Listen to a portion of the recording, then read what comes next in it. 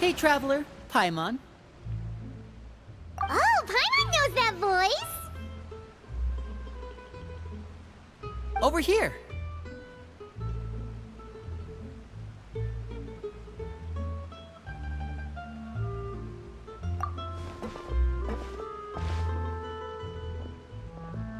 To borrow one of the more popular turns of phrase at the moment, this appears to be quite the fated reunion. Running into you two out of the blue like this has really made my day. I certainly wasn't expecting it. You can say that again. What brings you to Poisson? Wait, Paimon's got it! You must be here for one of your magic shows, right? Actually, we've run into a bit of trouble on the home front, so Father arranged for us to stay in Poisson for the time being. Oh, are Lynette and Fremine here too? Yep, along with most of the other members of the House of the Hearth. You may have noticed Poisson seems a bit more crowded than usual. So you're saying nearly the entire organization has moved to Poisson? Sounds like you've run into way more than just a bit of trouble. What's really going on? Well... Since the two of you are so curious, perhaps I can fill in the gaps. You scared Paimon half to death! Father, you're here. You know... on second thought, maybe we don't need to know? It's all probably super confidential House of the Hearth stuff, right? We totally weren't trying to pry or anything. No need to be nervous. I could sense your genuine concern from your conversation just now. Of course, I can also understand your confusion. Sending so many Fatui here to Poisson, it's only natural that some might suspect an ulterior motive to be involved. I understand. I'm well aware you've had your fair share of confrontations with the Fatui in the past, and I can't exactly guarantee that we'll remain on good terms in the future. As for right now, however, I would say we have little reason to be at odds, wouldn't you agree? The House of the Hearth could stand to be more open with those who have worked so closely with us in the past. As for the issue at hand, well, it hardly relates to any ulterior motive. To be frank, it all stems from a certain rumor circulating around the House of the Hearth. It's an internal matter. What sort of rumor? A rumor that a certain phantom child is hiding away in the House of the Hearth. A phantom child? Ooh, just hearing the name is giving Paimon the creeps.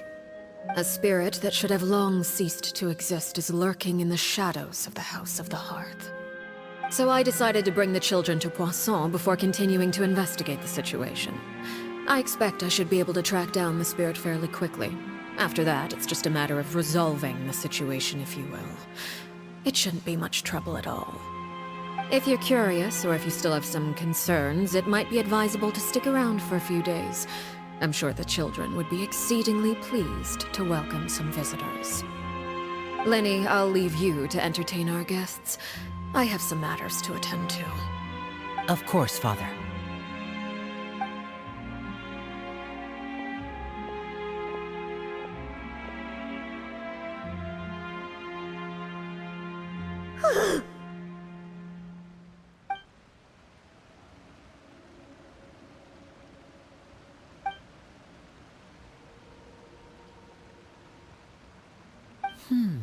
It has long been a dream of mine to invite you to our home and introduce you to my other siblings. You're quite well known in the organization already. A lot of people have been talking about you, especially after everything with the prophecy. If you're willing, why don't you stay a while and have a little chat with us? Alright. We don't have anything else to do right now anyway. But let's be clear, we're just gonna be there as guests, okay? Don't get any funny... Oh, wait a second.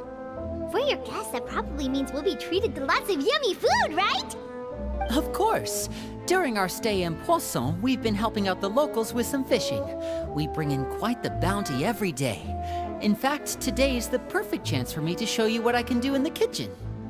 Let's go. I'll take you to where we're staying.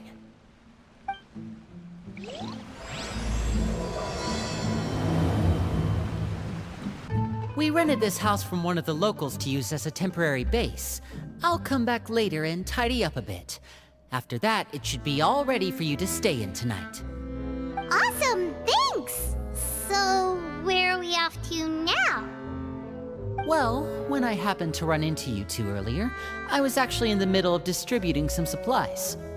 With this many people staying in Poisson, we have to bring in outside supplies every now and then. I should probably make sure the rest of these provisions get delivered, otherwise people might start to get antsy. Okay, we'll come with! There are all sorts of rumors about your organization floating around out there. Paimon's not sure if she could even take a wild guess as to what's true and what's not. But now that we finally have the chance to see a day in the life of the house, we can take a good look at how you operate! Well, you're more than welcome to come along. Just follow me.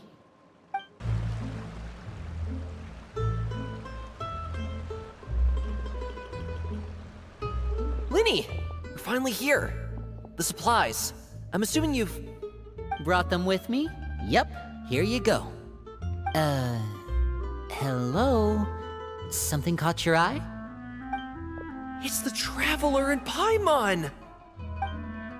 No way! Come here, everyone! Hurry! The Traveler and Paimon are here!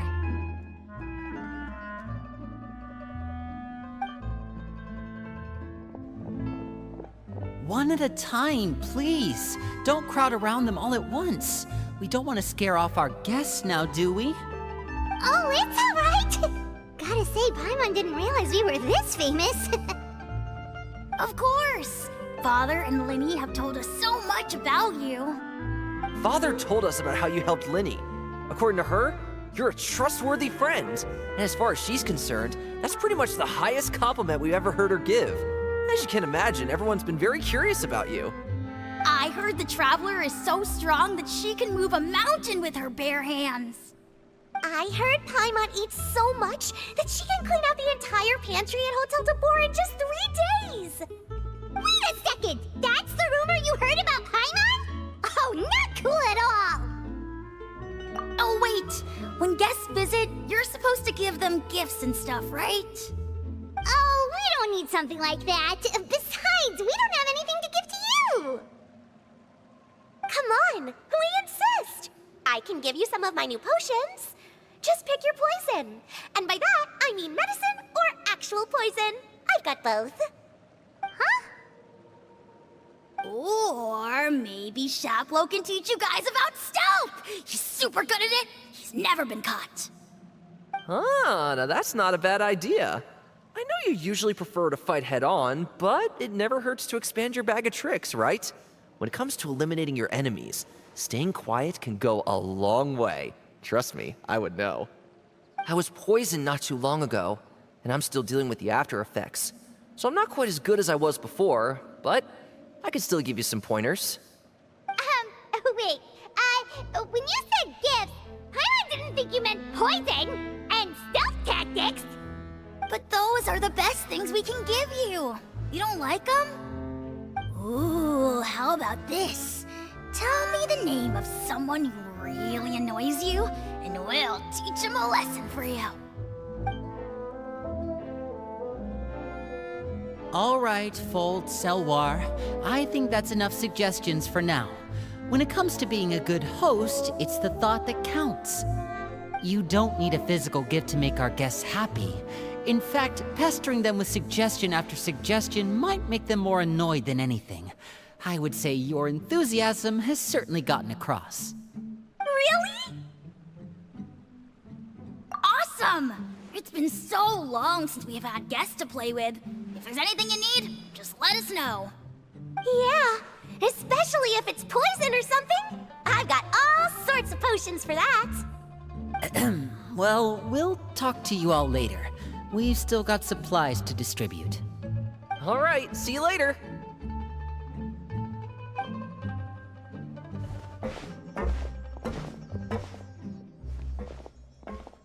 Bye!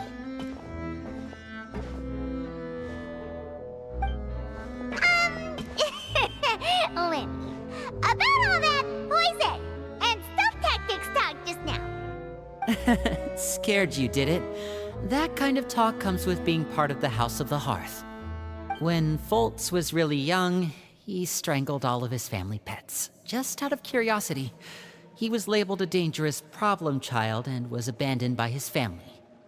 Elwar has an unnatural obsession with potions. Father has forbidden her from trying all the different concoctions she comes up with, but she still tries to test them in secret. You really have to keep an eye on that one. Chaplot is around my age. While I'm mainly responsible for collecting intelligence, he handles surveillance.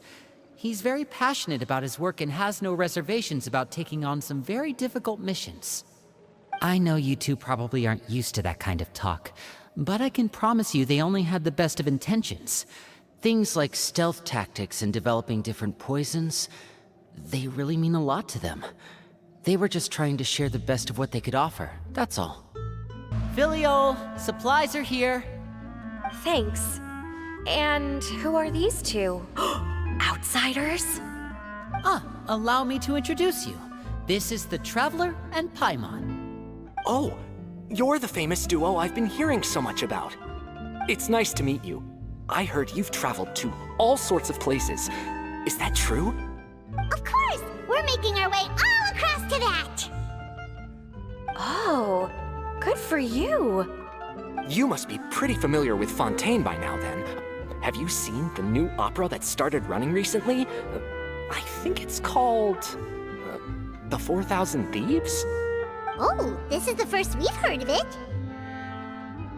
It seems like it's going to be fantastic.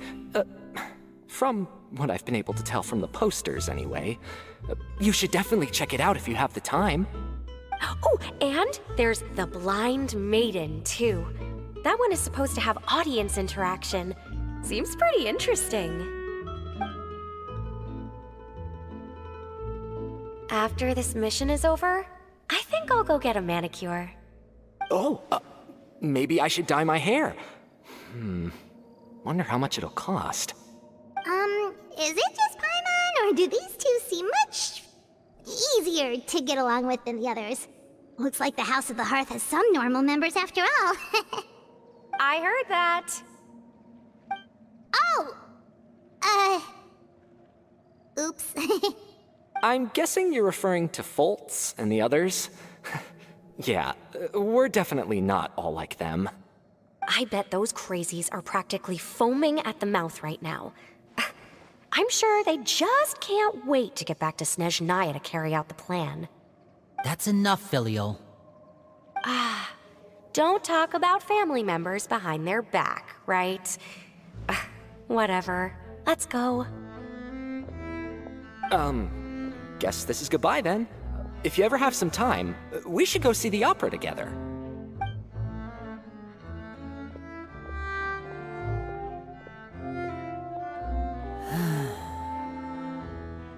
Well, that's it for the supplies. We should probably head back as well.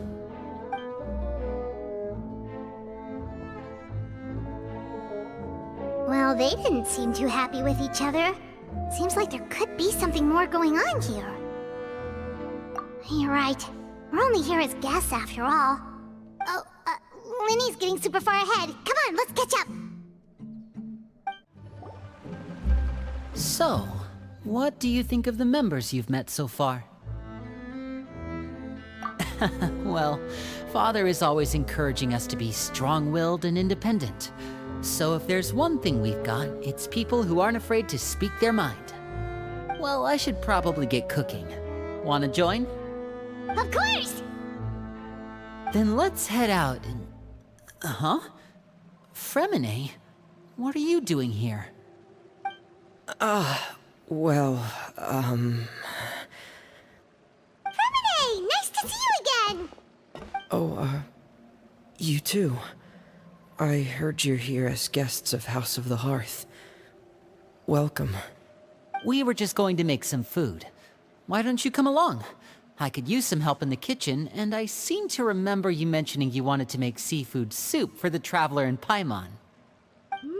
Seafood soup? Oh, Paimon's drooling already. Were you looking for something just now, Fremine? Maybe I can help. It's nothing. I just wanted to see if there were any extra supplies. Yeah, we've got some left over. What do you need? Some food and water, and some clean cloth, if possible. No problem. Give me a second here. Food, water... Wait a minute. What do you need all of those for? You're not on any missions as far as I'm aware, and you were just going to come eat with us. So what's this all about? I thought I'd grab an extra portion because I get hungry at night. Could be because I'm growing, you know, and... Fremine. You remember what I told you? You're not like me. Your lying skills still need some work. Tell me what's going on. Is it really bad enough that you have to keep it from your own brother? Maybe it'll be better if we gave them some space.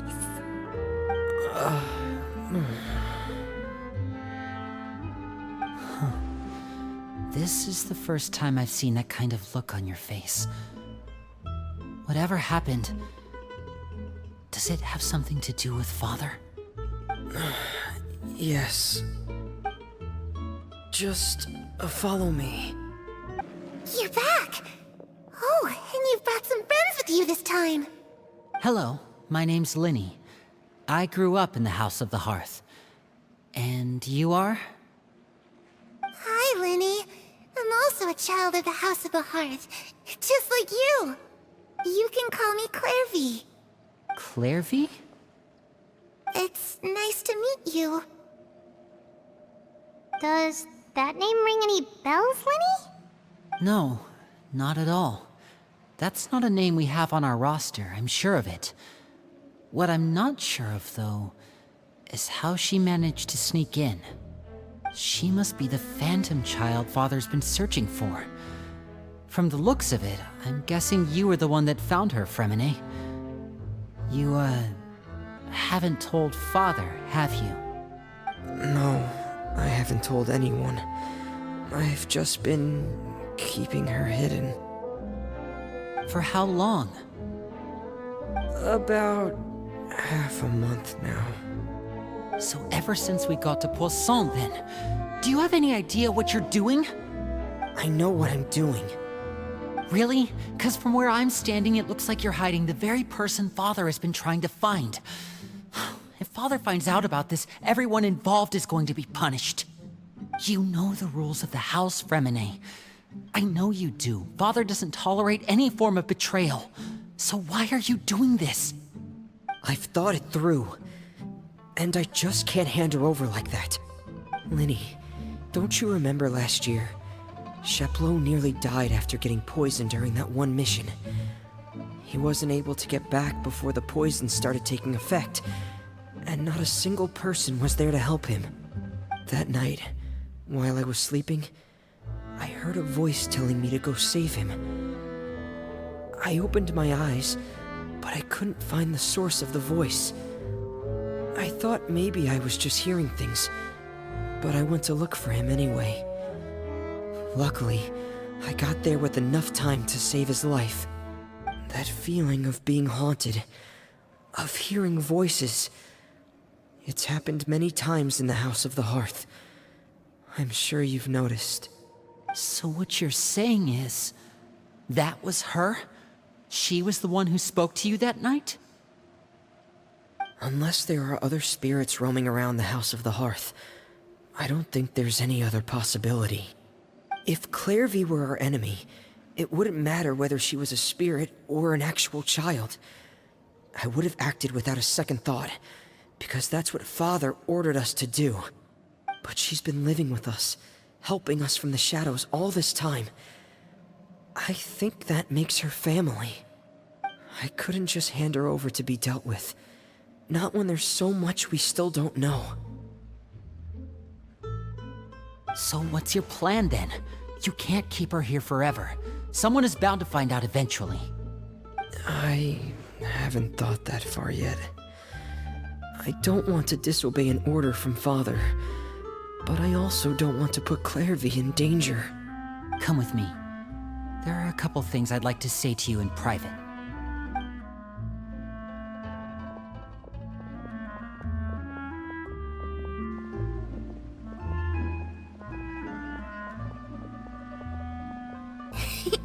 Those two sure care a lot about each other. Well, they got a funny way of showing it. From where Paimon was floating, it sure seemed like they were about to bite each other's heads off. No way! They have a really deep bond! I could tell right away, because I also have a friend like that. I just don't know how long that kind of bond can last. The darkness in the house runs deeper than you can imagine. No one can get out alive. I'm sorry, Lenny. I really didn't mean to drag anyone else into this.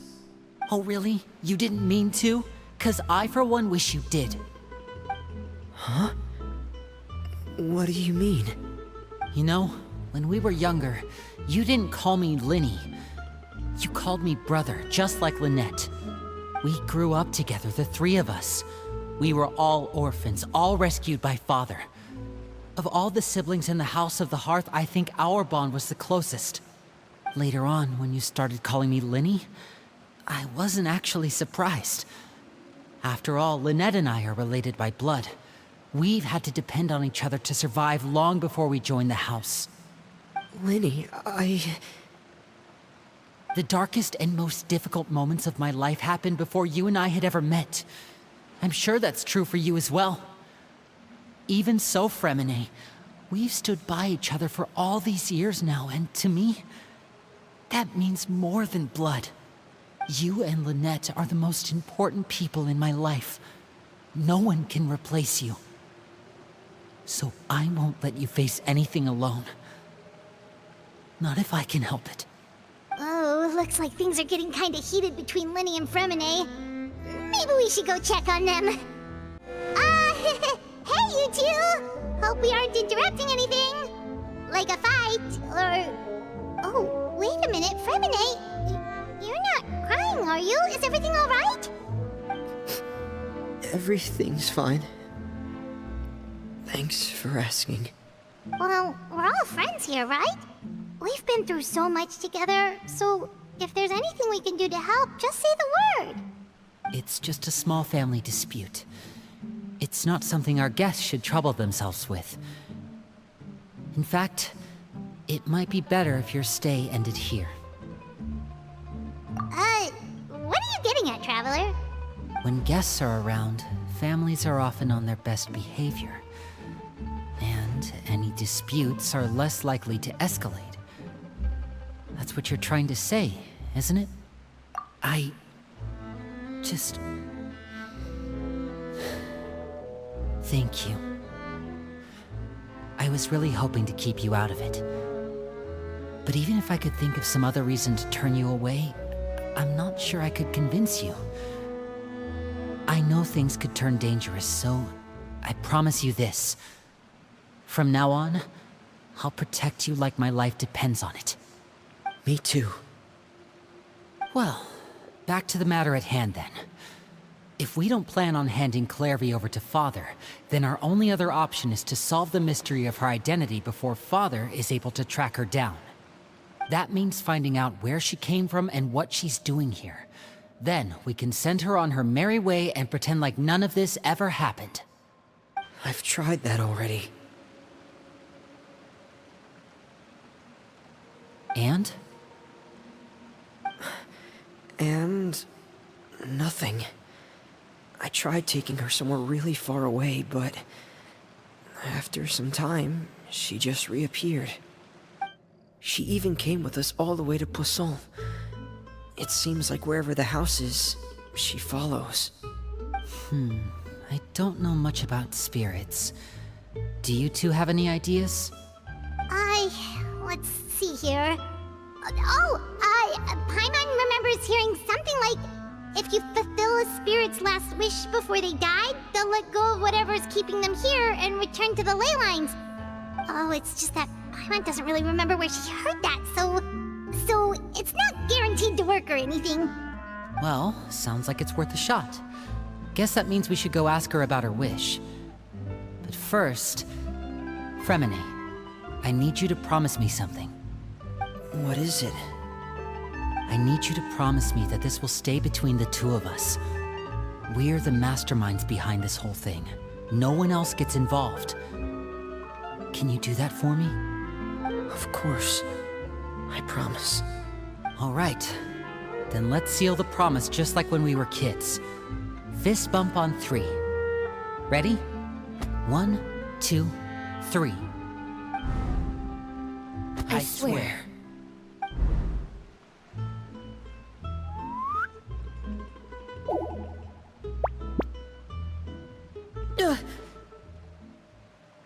Whoa!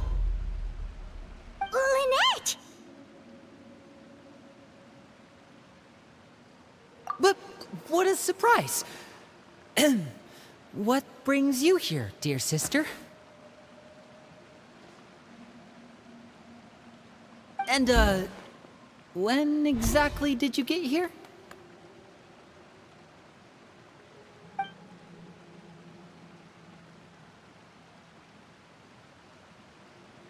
You're an idiot, brother. And you too, Fremine.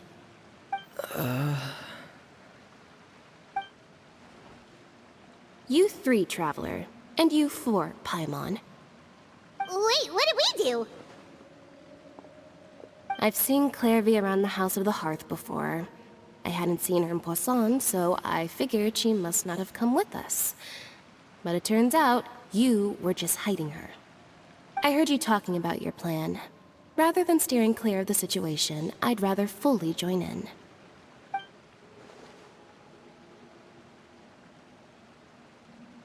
If you don't agree, I'll have no choice but to report everything back to Father. Simple as that. You're not giving us much wiggle room here, Lynette. Well, I guess we're all in this together then. After we talk to Clairvy, we'll figure out our next move. There's no time to lose. Let's go. I'm full. Thank you for bringing me this food, you guys. She said she's full, but the food doesn't look like it's even been touched. That's right. Based on what I've been able to observe, it doesn't seem like Clairvy can interact with the physical world at all. Still, when she's presented with food, she'll always linger around it for a good little while. Maybe, in her mind, she really is eating those things. Does she know that she has already passed away? I've tried to ask her, but she didn't answer. My guess is that she's just as confused as we are. Or maybe she couldn't understand the question at all. Clairvy, if you've got some time, I'd like to ask you a few questions. Sure. Oh, another new friend. Hi, I'm Clairvy. Hello. Clairvy, how did you join the House of the Hearth? Huh? Isn't it the same for everybody? The knave brings you here and then you can't leave. It's just that your name, it's not on the roster. And I've never seen you before. The roster? Oh, I get it now. I think there might be some things you don't know about this place. The people in charge, they're not as nice as they look. They say they keep a roster, but it's not complete. There are a lot of people who aren't on it, and never will be. In this house, some people are family, and other people are just test subjects. Those kinds of people aren't ever going to get a place on the roster. Unless it's the roster of people who've been executed. Wait, does that mean the knave... She... Is there anyone that can vouch for you? Perry, she's my best friend. She's the only one I trust in this place. Have either of you heard of that name before? No. Me neither. Clairvy, Perry. Neither of those names are on the roster. But it seems like she's telling the truth. Either that, or this kid's already got a bag of tricks bigger than mine. Maybe we should try a different approach. Clairvy, do you have a wish? A wish? It can be anything you want. Just imagine. It's your birthday, you're blowing out the candles, and your wish is...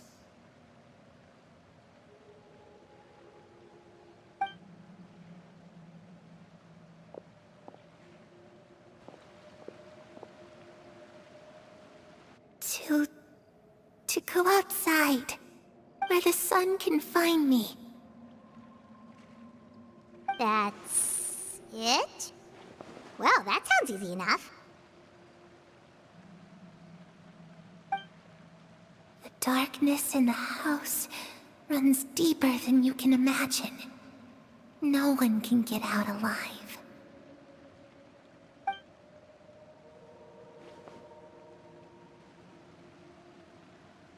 Okay, time to divide and conquer. Listen up, I've got a plan. I'll try and find a way to use basic illusory magic to take Clairvy outside and bring her somewhere with sunlight. Lynette, try and find the list of executions that Clairvy was talking about, and see if her name is on it. Fremine, you stay in Poisson. We can't be the only ones who've had run-ins with Clairvy. I need you to collect intel on everything she's said and done. Understood. I'll try my best. What about us? What should we do? I really appreciate your willingness to help, but this is a family matter. I don't want to drag you in too deep. It's too risky. Let me think. Since Father considers you to be guests, maybe you could stick by her side for a little while. You don't need to do anything except keep up some nice, casual conversation. Ah, Paimon gets it. You want us to distract her. I'll give you a magic bird. If Father suspects something, all you need to do is release it when she's not looking, and it'll alert me that something's wrong. Of course, that's only as a last resort. If Father doesn't seem to notice us, there's no need to make contact. We'll reconvene here tonight after all's said and done. If the worst-case scenario happens and we're discovered, just tell Father everything. We're not going to let our guests get punished for our own actions. That's where we draw the line. You too. Okay, this is where we part. Father should be at the beach nearby.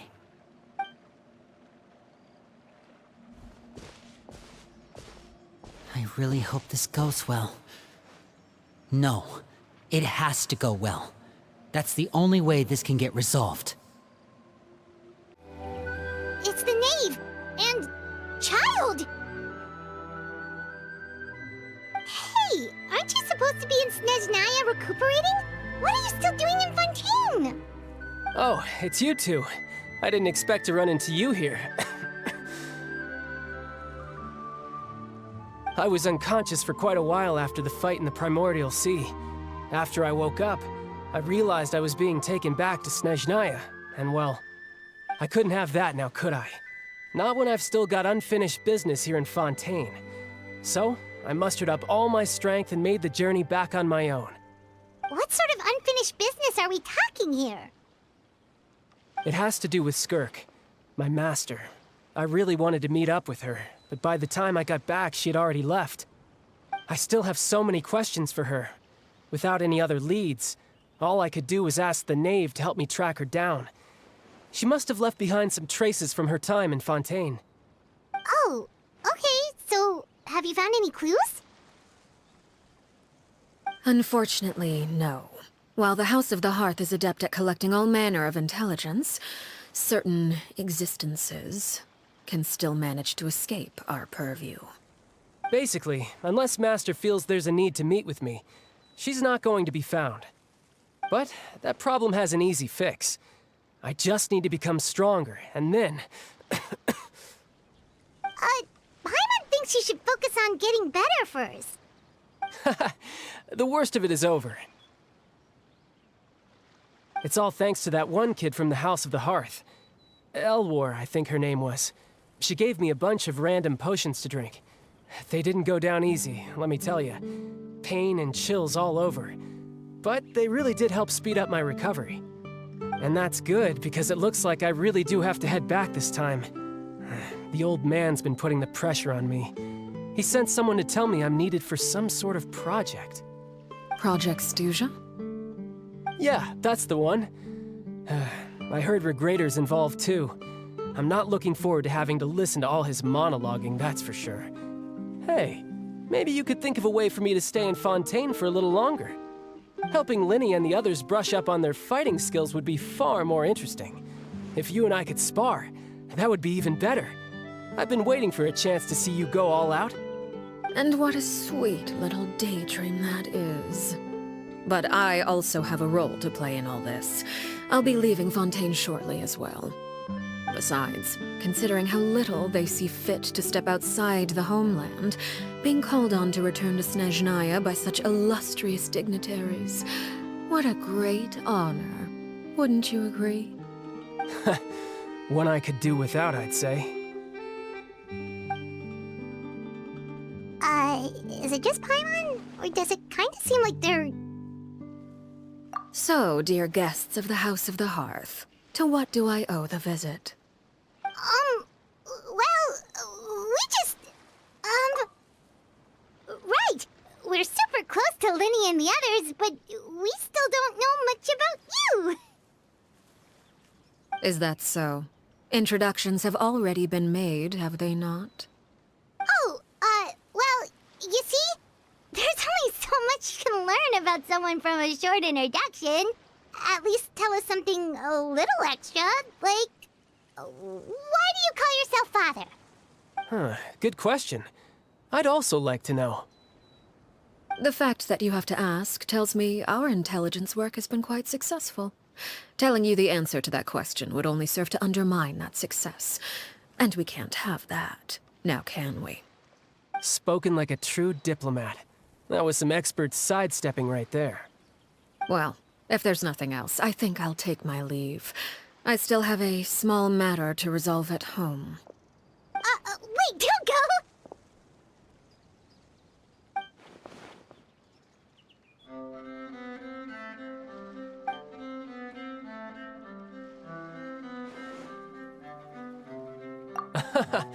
I'd also like to hear the answer to this. I've met some of the members of your organization, and they all seemed like really good kids. They actually reminded me of Tonya and Tusser. Which, by the way, if you ever betray them, I'm just letting you know, I won't let you off easy. And why would I betray them? Well, you've already betrayed the House of the Hearth once, haven't you? At least, that's what I heard.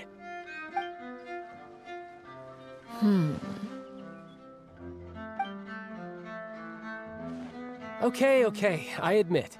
That's just what the old man told me. The rooster, I mean.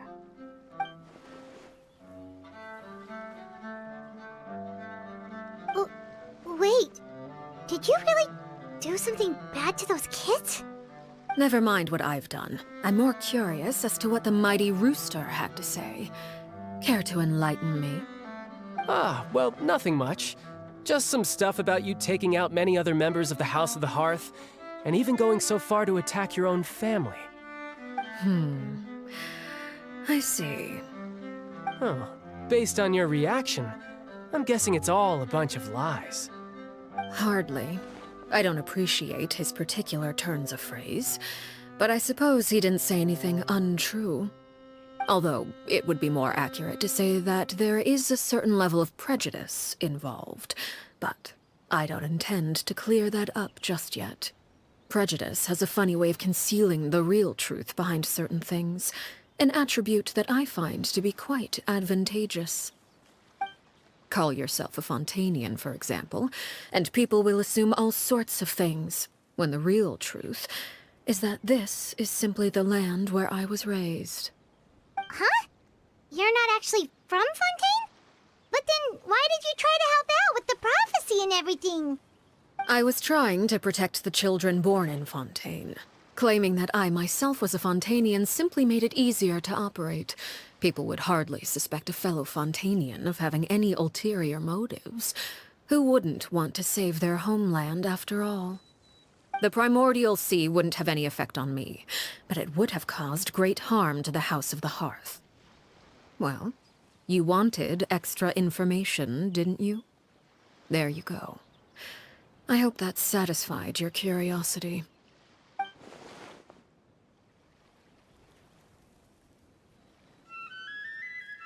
So, you stayed in Fontaine for the kids. I guess I was wrong to believe you'd betray them. Apologies. Looks like I was holding on to some prejudices myself. Good. Like I said, I like it when others have misconceptions of me. Actually, while I was recuperating at the House of the Hearth, there was something else that really caught my attention. I heard that members always resolve disputes and arguments with a friendly spar, and the loser has to back down. Seems pretty cool if you ask me. Would also give them plenty of opportunities to hone their skills. Well, that's only a recent development. In the past, such spars weren't nearly so friendly. The losing party would lose everything, including their life. They were that high stakes? Whew, at least that's not a thing anymore. Well, the current atmosphere's not half bad. I'm a bit jealous, actually. You've got so many family members around you, and you even get to live with them. Having a lot of family around means dealing with a considerable amount of bickering and scheming. Once Tonya and Tusser enter their rebellious phase, I'm sure you'll understand. Just imagine. Tusser becomes obsessed with plucking out strands from the rooster's mustache, or Tonya decides to dye her hair 42 different colors. Okay. I get the picture.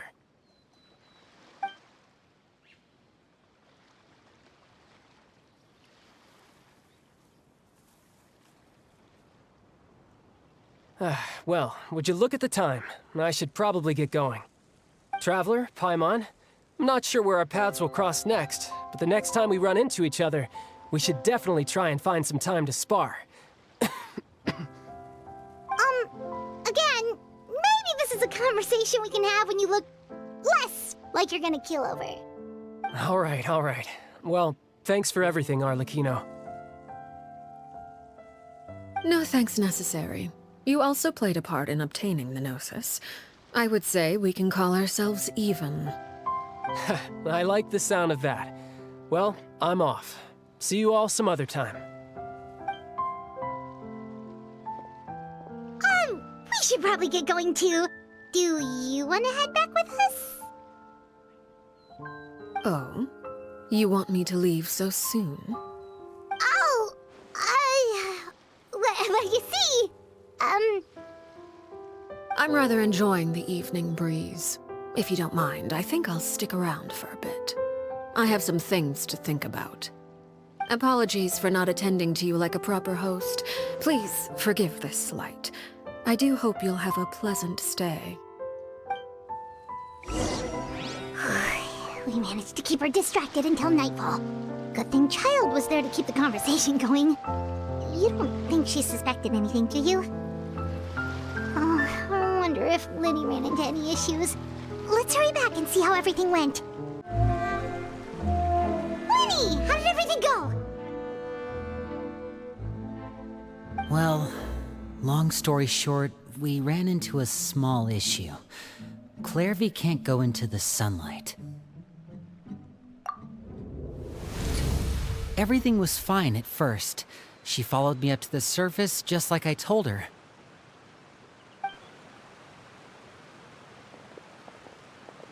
But as I led her out of the shadows and into the sunlight, she vanished. I turned around and there she was, standing at the edge of the shadows, silently watching me. Huh. Maybe she's afraid of sunlight, or... No, it wouldn't be her wish if that were the case. Well, we could always try pushing her into it. Oh, true. I've pretty much tried it all already. Nothing worked. Eventually, the sun went down, so all I could do was bring her back here. How did it go with you, Lynette? Good. I've got the list. It's right here. Really? Well, what are we waiting for? Let's take a look!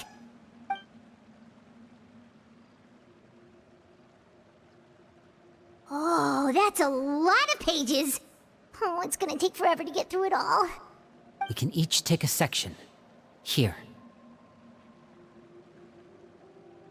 La Pouillade, Landois, Chambert, Horaire.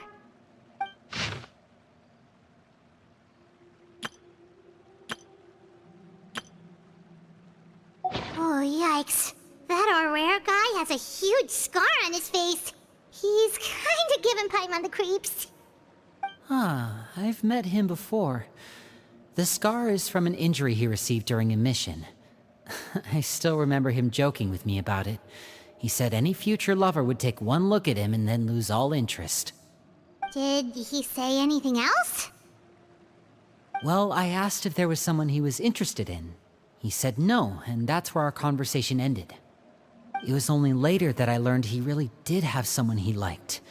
He risked everything to escape so he could be with her, but it didn't work. One day, Father asked to see him, and, well, I never saw him again after that. Wait, so that means the knave, It may seem cruel, but it's just one of the rules of the house. Betrayal is not to be taken lightly. We know too many secrets to come and go as we please. So, if you do try to leave, you pay with your life.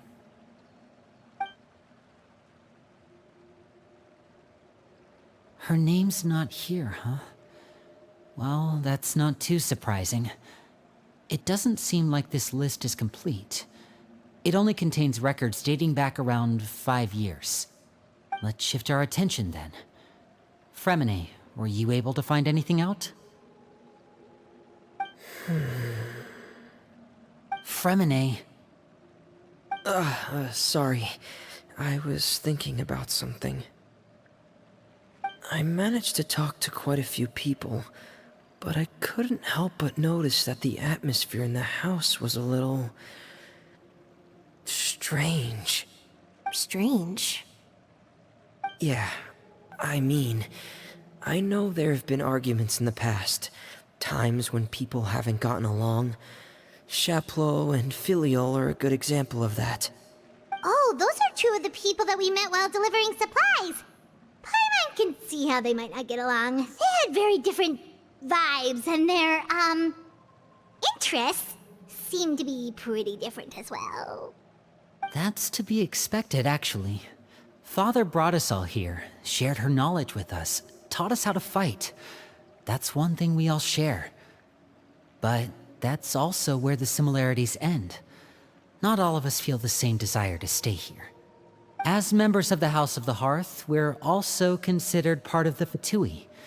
And to a lot of people, that's an identity they never asked for. Certain members get older and realize they want something else for themselves. But considering the rules of the house, most people would never say that out loud. People like Chaplot and Foltz are loyal to Father and her vision. They're proud to be part of the Fatui. Filiol and Nantoy, on the other hand, well, they aren't quite as enthusiastic. These kinds of conflicts have always been there. It's not like Father is in the dark about any of this. Well, that's true. But it just feels like things have gotten worse lately. Filiol and the others, it seemed like they were meeting in secret to talk about something. I can't say for sure, but I think they've met Clairvy. You think she's been inciting them to act out? No, not exactly. But I wouldn't be surprised if she said something to them about the darkness in the house and how deep it runs. She's told me about it before. Experiments being run on children. People being used as pawns on the battlefield without so much as the strength to survive. And they just believed all that? Without any evidence? Clairvy's words probably gave them the excuse they were looking for. Whether they actually believe them to be true is secondary. This is all because of Project Stuja, isn't it? Whoa. Hold on a second. What's this Project Stuja all about, huh? This is the second time it's come up now. Sorry, but I'm not sure of the details either. I only know what Father has told us, which is that it's something the Rooster and Regrader have been working on together. Apparently, it has to do with the Fatui's strategic plan for the future. Because the House of the Hearth was so successful in obtaining the Gnosis, we now have the honor of playing a key role in Project Stuja. Wait, but isn't that a good thing? Key role is just another way of saying dangerous role. To us, the whole thing is an inconvenience. Father thinks so too, but she's in no position to refuse. Their plan isn't exactly unreasonable, and they've been funneling the house a lot of funding. It's just that we'll lose a lot of members in the process. Participating in the plan, it's an honor in name only. What they're really trying to do is subdue us. The existence of an intelligence organization outside their control makes them feel uneasy.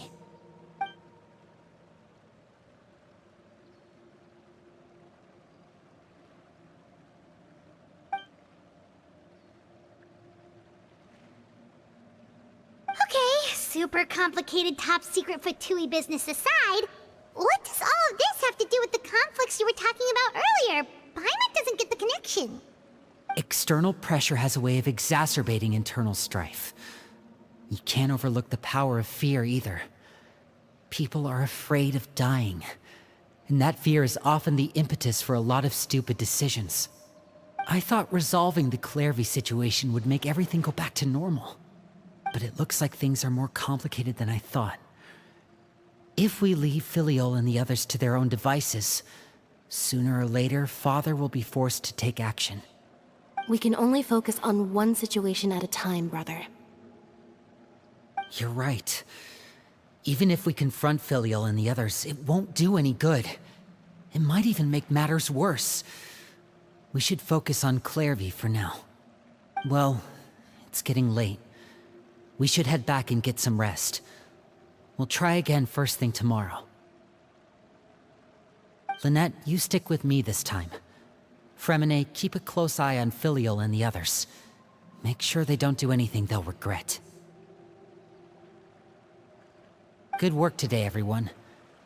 Have a good night, and I'll see you tomorrow. Oh, Paimon was looking forward to an early night, but she can't sleep at all. Hey, you don't think the knave will be too angry with Linny and everyone if she finds out about all this, do you? She's even scary when she smiles. If she were to actually get angry... Ooh, you have to protect Paimon if that happens, okay, Traveler? Oh, well, in that case, we should just plan on running away. We'll grab Linny and the others and we can make a break for it as fast as we can. Look! Look over there! Quick, let's catch up with her before anyone sees.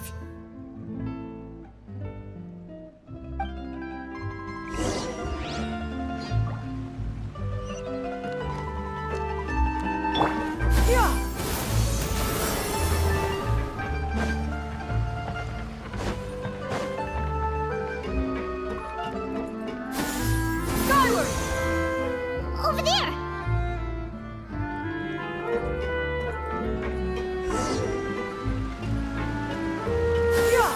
Skyward! Scatter!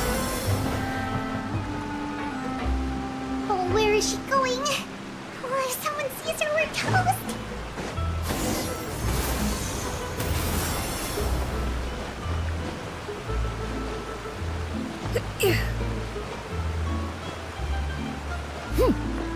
Oh, look! She stopped!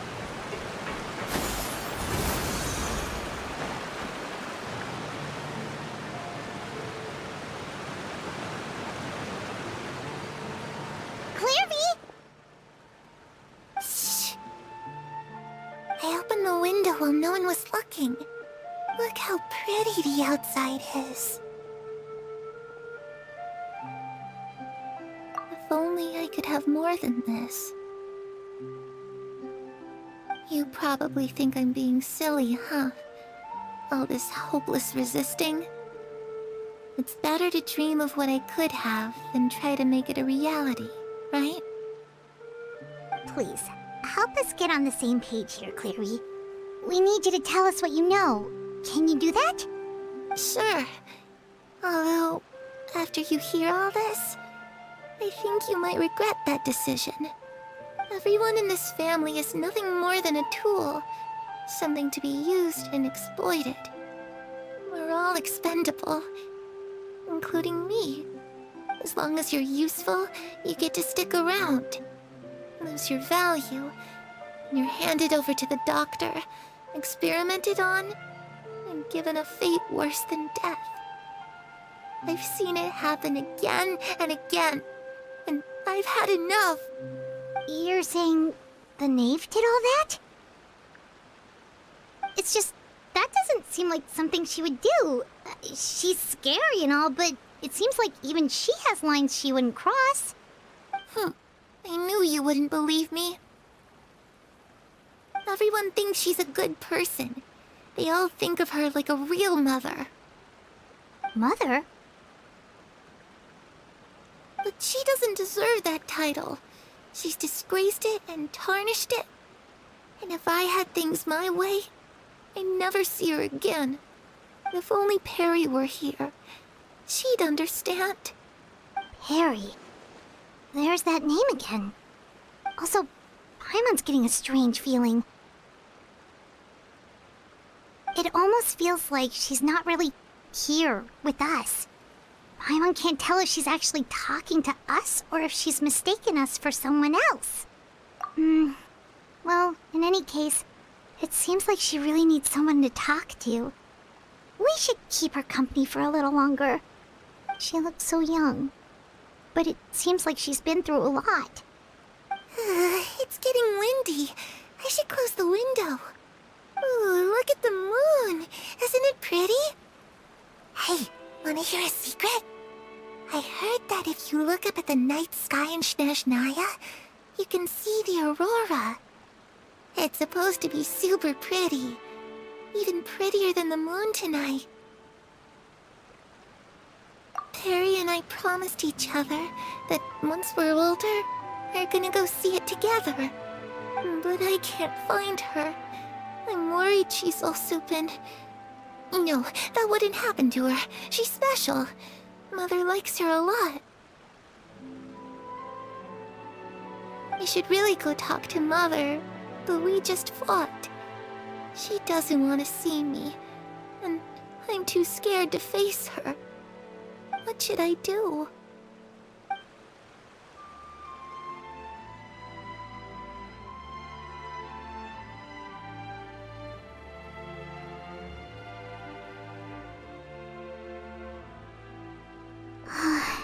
Paimon really doesn't understand what's going on with her.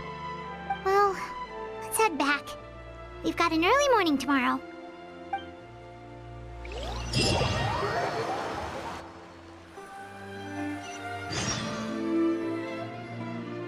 All right, looks like we're all here.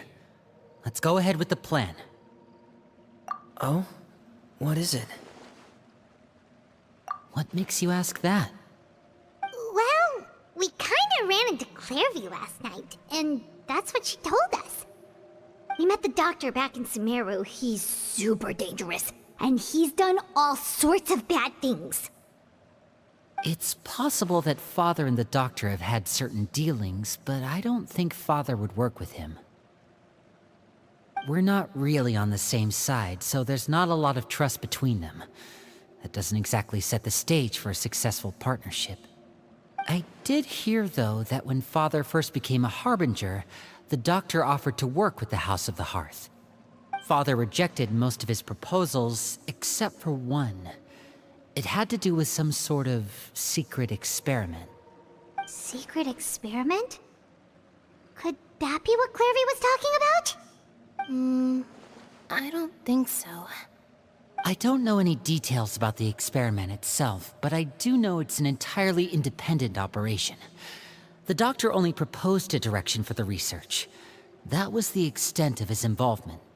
I still don't think that counts as working together.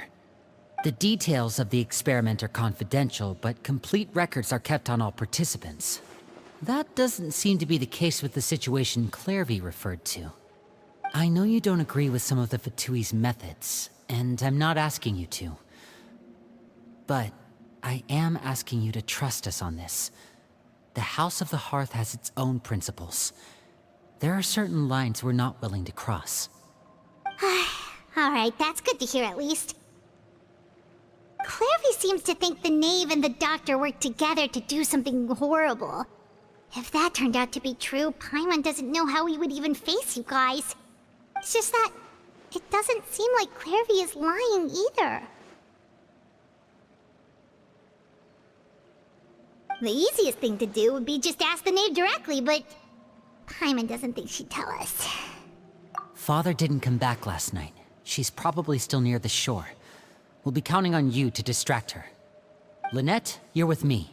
Fremine, you know what to do. Be on your guard, everyone. All right, let's get to it. Where are we going today?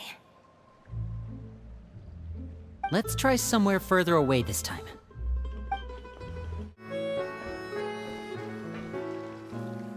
Ah, it's you two again. I must say, you look a bit pale. Did you have trouble sleeping last night? A little. Perhaps if you had less on your mind, you'd be able to absolve yourself of such troubles. So what are you planning to do now? Catch up on some sleep? Or should I give you some time to rack your brain for a topic to discuss before I ask any questions? Although I must profess to being curious. Without child here, how do you plan on distracting me? Us? Distract you? Good one. But no, we were just here for a chat. Looks like you could have used some extra time to think. No matter. If you don't have any other plans, why don't you accompany me somewhere? Don't worry. I'll be sure to steer clear of any scheming children. The ocean breeze is sure nice today. Children always think they can hide things from the grown-ups. But nothing gets past me. Least of all a little scheming. I think I'll let them have at it for a little longer. I can be very patient. Well, I'll leave you to think things over. If you're so inclined, meet me outside the Palais Mermonia. Good things come to children who do as they're told. So I do hope you decide to tag along. If only for your friends' sakes. What should we do? She clearly knows about everything we've been doing, and Paimon doesn't think it'd be a stretch to say she was threatening us just now.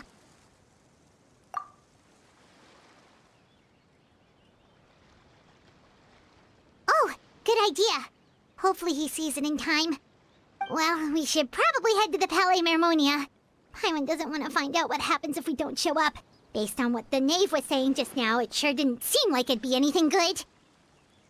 Okay, then we probably shouldn't keep her waiting. It seems like Lynnie and the others are on thin ice, so let's do our best to not get them in any more trouble.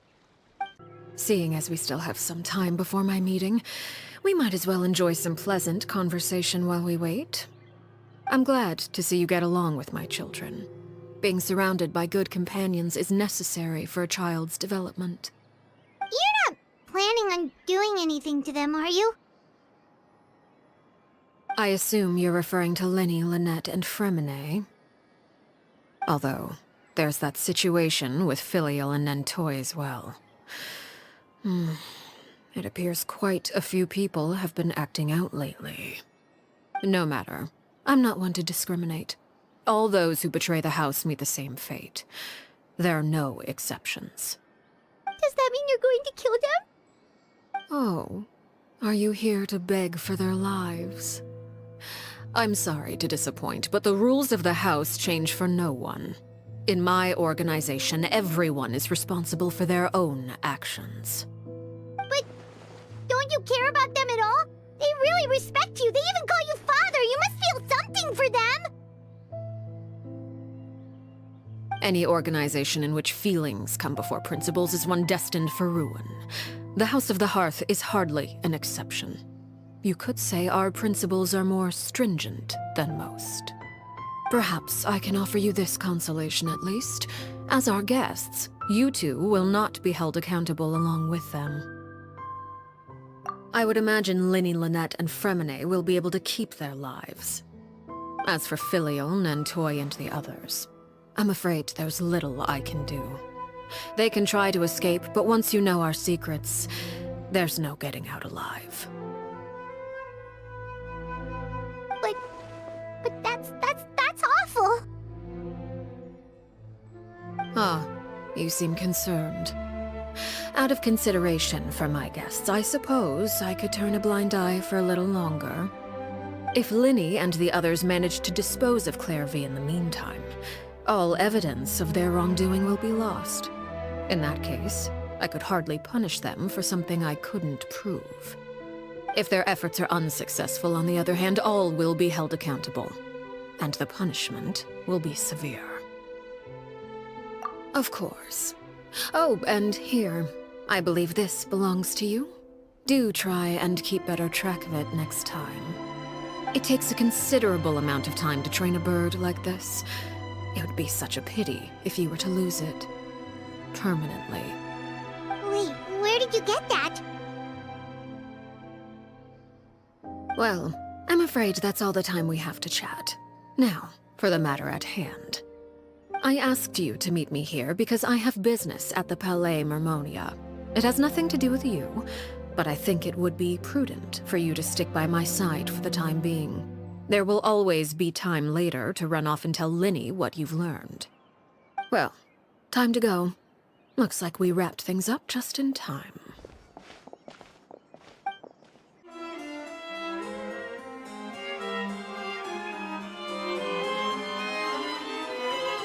It's been a while, Monsieur Neuvillette. I must say, I wasn't expecting my meeting request to be approved quite so quickly. The Palais Mermonia operates with an efficiency worthy of admiration. It is only right that an esteemed diplomat such as yourself should be afforded the proper level of respect.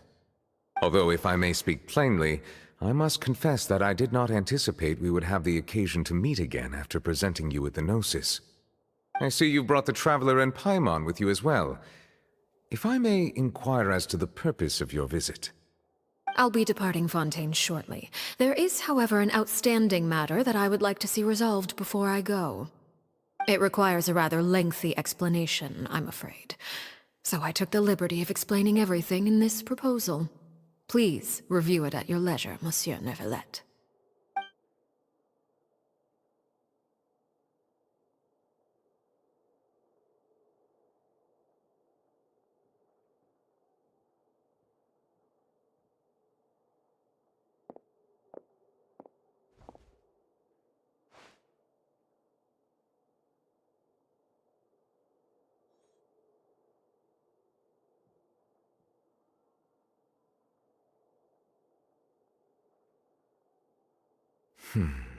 I understand your request. However, at the risk of causing offense, I must admit that I fail to see why you would wish for such a thing. I heard you have a certain fondness for water tasting, Monsieur Neuvillette, so allow me to use water as an analogy. A family is like a large body of water with countless rivers flowing in and out. As someone who watches over this system, I would hope that each river that flows from the source will eventually reach the ocean. Of course, objectively speaking, I know this is impossible. Most of the rivers will dry up along the way, disappearing into the ground and leaving nothing but a barren riverbed behind. Not all rivers are destined to reach the ocean, but I would not see their existence rendered meaningless. I believe the water that flows within them is simply meant for a different destination, like a field in need of irrigation. Or perhaps the glass of a certain water-tasting enthusiast. Did you get any of that, Traveler? Your words paint an optimistic picture indeed. Allow me to remind you, however, few among us are willing to sip from a glass filled with tainted water. It may have been tainted at one point in time, but not to worry. I'll make sure it's drained of all impurities and returned to its cleanest form.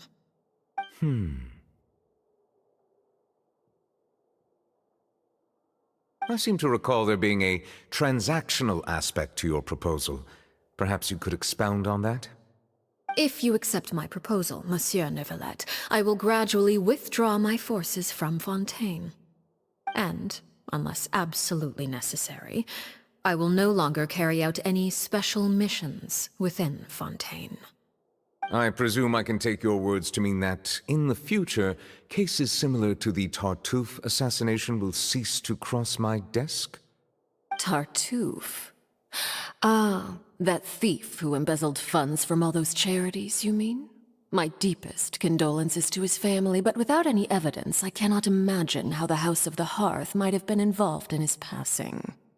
Of course, if you accept my proposal, Monsieur Neuvillette, I'm sure certain measures could be taken to reduce the frequency of such troubles. You choose your words carefully indeed. In that case, I am inclined to accept your proposal. My thanks for your generosity, Monsieur Neuvillette. Well, with that settled, we should be going now. I took the liberty of bringing along 2 bottles of spring water from Snezhnaya for you to enjoy. I do hope I get the chance to hear your impressions. Perhaps at our next meeting? Yes? Indeed. I trust you would not overlook your commitment in the meantime. All right, Traveler Paimon. Time to go.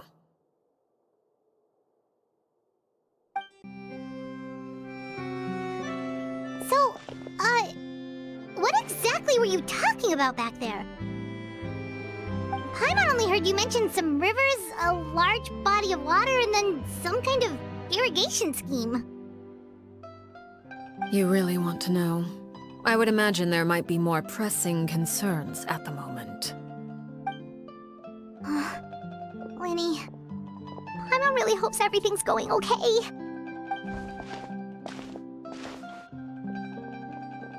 Oh, Paimon recognizes that look. You've got your thinking cap on, don't you, Traveler?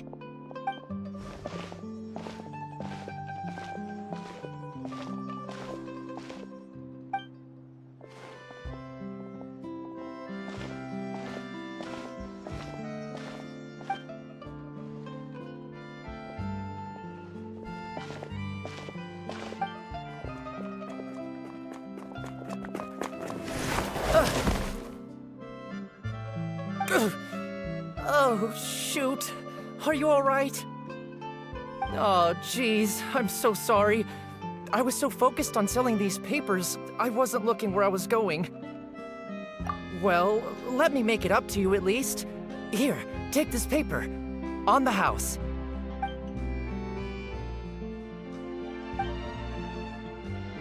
Oh, you don't have to give us anything. Please, I want to.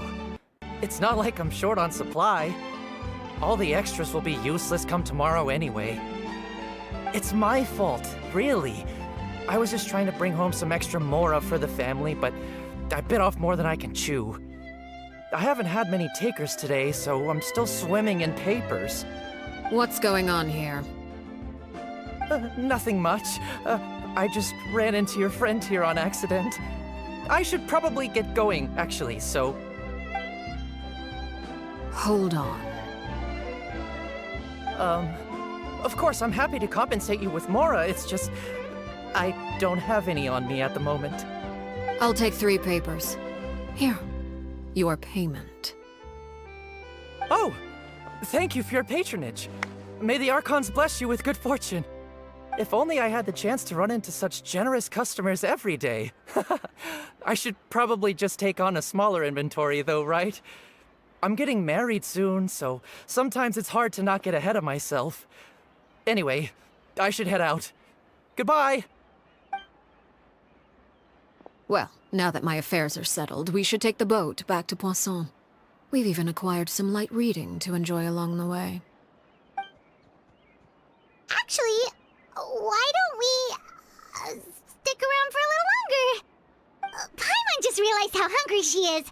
She can't head back to Poisson on an empty stomach.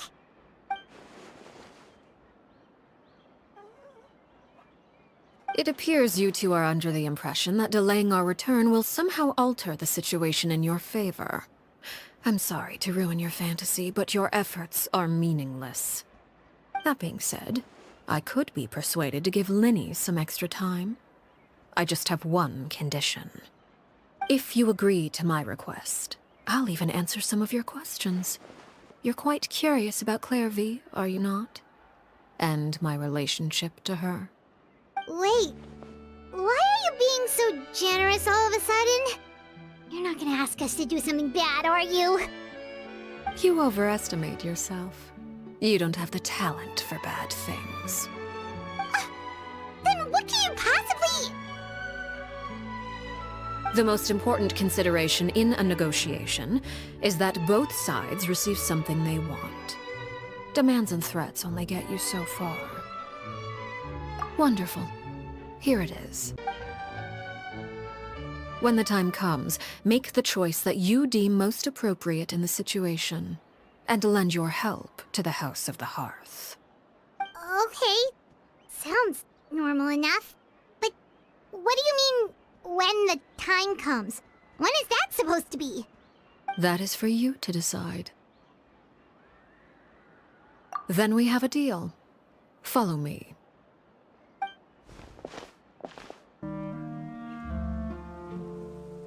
What is this place? Somewhere long forgotten by everyone. It used to be a grand building. Now it's nothing more than a pile of rubble. No one comes here anymore, nor does anyone care about what once happened here.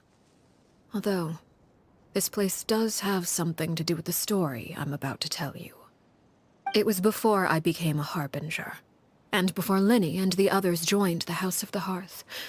Due to certain events, I first killed Clairvy and then her mother. And this is where it all happened. You were the one that killed Clairvy? Patience now. Allow me to explain Clairvy's side of the story first. I'll start from the beginning. Clairvy was 6 years old when she was brought by her mother, Crucibina, to live in the House of the Hearth. From the outside, it seemed like a fairy tale. A thriving family made up of kind adults and friendly children. Crucibina was the knave at that time, and the House of the Hearth was under her control. She was Clairvy's mother by blood, but she was also the mother to all the children in the house. Clairvy was happy here, for a time. But she quickly realized that being part of this family wasn't a fairy tale at all. It was a kind of purgatory. Purgatory? Exactly. The House of the Hearth takes in war orphans from all over Tevat. But as for how to raise them, that depends entirely on the person in charge. Crucibina came up with a novel idea. She would teach the children to fight, force them to duel each other, and then crown as the king of the house the child who proved themselves most worthy of inheriting her title. It's difficult to estimate the number of children who died or were maimed in the process. There's little I can say about the ones who died. The ones that emerged with permanent injuries, on the other hand, well, they still served a purpose. They would be handed over to the doctor to be experimented on, or sent away on dangerous missions. Nothing more than tools to be used and then discarded. So those were the experiments Clairvy was talking about. But what actually happened to her? You said that Clairvy was Crucibina's daughter, so if Clairvy tried to convince her to stop what she was doing, Crucibina probably would have listened, right? Despite being Clairvy's mother, Crucibina cared little for her daughter. She forced Clairvy to join the House of the Hearth only as a means to demonstrate her own impartiality as a mother, to prove that she treated all her children equally. Clairvy did try to convince her mother to change her ways, but it was to no avail. After her efforts failed, the only other option was to rise up and try to fight back. Unfortunately, the other children had already been thoroughly indoctrinated into the illusion of happiness Crucibina had created. Of course, there was one exception. Someone Clairvy's age who knew the truth about the House of the Hearth. Her name was Peruere. Wait, the friend that Clairvy mentioned? Friend, huh? I suppose we can call her that for now. Clairvy was a cheerful and passionate person with a tenacious spirit. Peruere, on the other hand, was rather cold-blooded. Her cold-blooded nature allowed her to see through Crucibina's facade. Yet, it was also this cold-bloodedness that prevented her from acting against it. At least at first. While Clairvy longed for freedom, Peruere was convinced that, amid all the fighting and violence, she would make it until the end. Despite their differences, the two became fast friends, united by their knowledge of the truth. Clairvy told Peruere that she hoped to create a real family, where no one would be killed or sacrificed.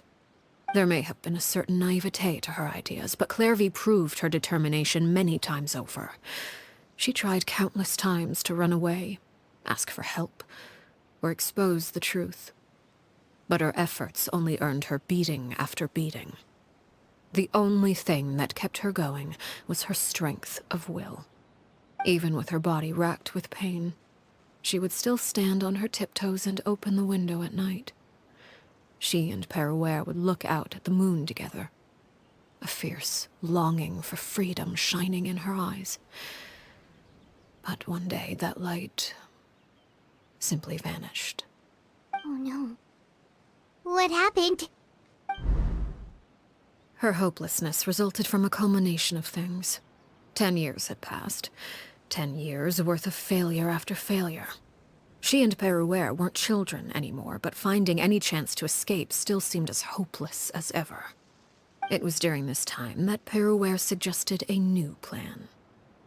If escaping was out of the question, why not take down the very person sitting on top of this throne of lies? Mother herself. Clairvy rejected that proposal. She claimed that, as a famous harbinger, Crucibina possessed an unimaginable amount of power.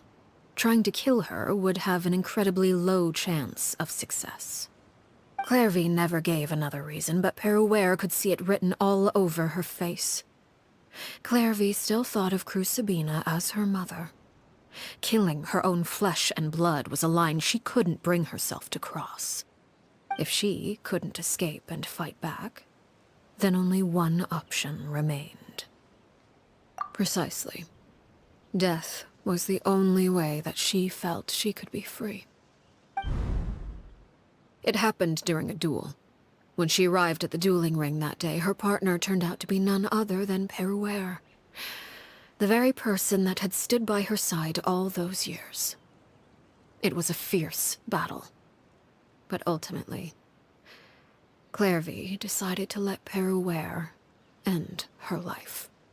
From that moment on, Peruere's journey was one written in flames. When the rain finally came and washed it all away, there she stood, the sole victor in Mother's endless game of slaughter. A trail of corpses strewn across her path to success. It was the very result she had predicted 10 years prior. Even then, she believed she would make it until the end. She wasn't surprised by the fact that she emerged as Mother's undisputed heir. Rather, her success left her with an inexplicable sense of restlessness. She was unsettled. And there was only one thing that could quell that sensation. Perhaps you two would like to take a guess as to what it was? Crucibina, you mean? But... Correct. This is the place where Peruere killed her best friend. A mere year later, this is also the place where she fought tooth and nail to kill the mother they shared. The moment she acted, any conception of what was right or wrong ceased to matter. It's one of the principles of the house. Only those who survive get to write the rules. Peruer won the battle, and became a harbinger herself. After which Her Majesty, the Tsaritsa, bestowed upon her a new name. Arlecchino. So the Perry Clairvy was talking about... It was you all along. You're Peruer.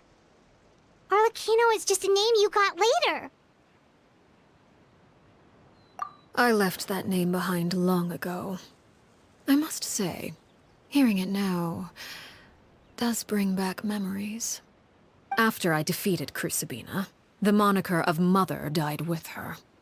I chose to forego the title she called herself, and even chose to give up my own name. I rebuilt the House of the Hearth under a new identity. Not only as Arlecchino, but as father. And that is where the story ends. Any more questions? Yeah. Based on what you just told us, Clairvy wasn't a little kid when she was killed. So the Clairvy we met... Was she really a spirit at all? I suppose you could call her an illusion born of flame. Her existence is like ashes to a fire. Something left over in the wake of blaze and ruin. You see, a certain power runs through my veins. It's not unlike a curse. My flames leave behind shadows of anything they consume. Of course, the chances of those shadows morphing into a sentient entity are exceedingly slim. Clairvy is a very special case. Clairvy died when she was 16 years old, but what emerged from the flames was her 6-year-old self. Her appearance wasn't the only thing affected. Most of her memories were lost to the blaze as well. Memory is a mysterious thing indeed. Losing a portion of your memories will alter your sense of self. Lose 10 years' worth, however, and it would be like living in the past. Like returning to a version of yourself that never grew up. No wonder Paimon got such a weird feeling when we were talking to her. Perhaps I should put it this way. Clairvy is someone trapped in time. It may seem like she exists with us in the present, but she truly lives in the confines of her own past. So if all of that is true, then you must have known about Clairvy for a long time. Indeed. She's a rather volatile and unstable entity. Sometimes she would look after the children. She's even saved some of their lives. But other times, she would hide from me and become obsessed with revealing the truth about the house to anyone who will listen. Shadows don't have the capacity to learn or grow. Any new information they encounter is quickly forgotten over time. Your attempts to expose Clairvy to sunlight, they failed, yes? The reason is actually quite simple. In Clairvy's mind, the house is impossible to escape, and it is this very perception that traps her there. But no matter. All I have to do is kill her again, and all will be resolved. I don't anticipate so much as a single speck of ash will be left behind this time. Wait! Paimon can understand why you might want her gone, but isn't there another way? So what if she's trapped in her 6-year-old self? She's still your friend! At least talk to her first! It's too late for that. She broke the rules, and now she must be punished. That goes for Filial and Nantoy as well. She's had quite the effect on them. I hope you understand the difference between Crucibina and myself lies in our formulation of the rules, not our policy for enforcing them. Upholding the rules without question is a trait we both share, because that is how a household should be run. Is this really what you want to do? Whatever could you mean? Don't you want to say a proper goodbye at least? Whether as a killer or as a father, there are two things that must be avoided at all costs: anger and sorrow. Anger makes you impulsive. Sorrow causes you to waver.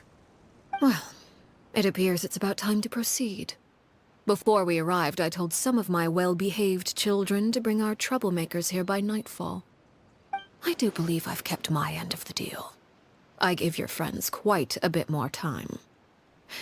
As for what happens now, we'll just have to wait and see.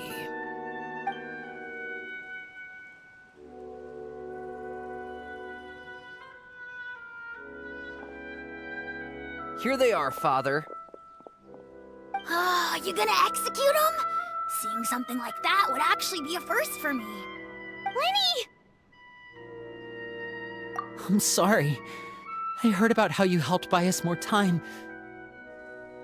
But I still failed. I couldn't find a way to fulfill her wish. Huh? Are you... Perry? Indeed, it's been a while, Clairvy. Perry! Shh. Stay right there. I'm sorry to postpone our reunion, but first, I believe certain scores need settling.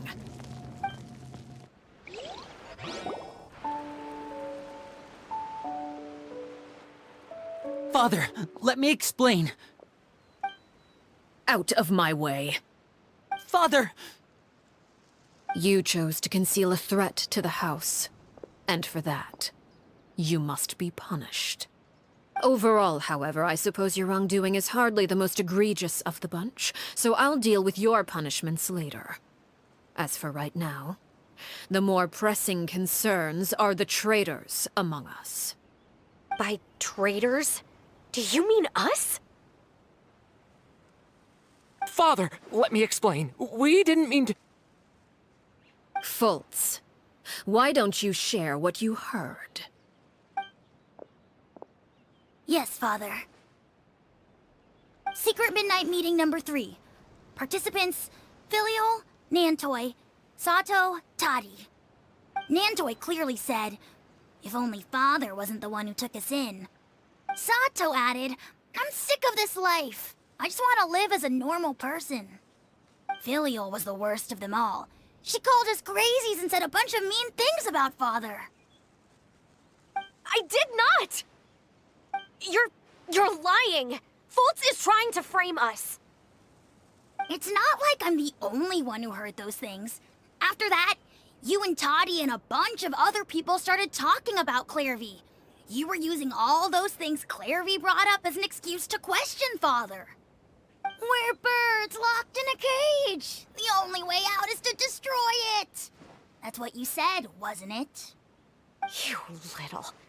You just want me gone, don't you? What did I ever do to you, huh? And you, Sheplo, have you forgotten who stood by your sickbed, watched over you, and changed your dressings? Come on, let's hear it then. What's your reason for all this?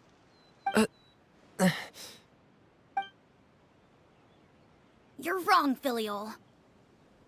We don't want you to die. You're our family. Liar. You wouldn't be doing this if that were the case. So why? Why have you backed us into a corner? We all live in the House of the Hearth. You know the type of work we do, Filial.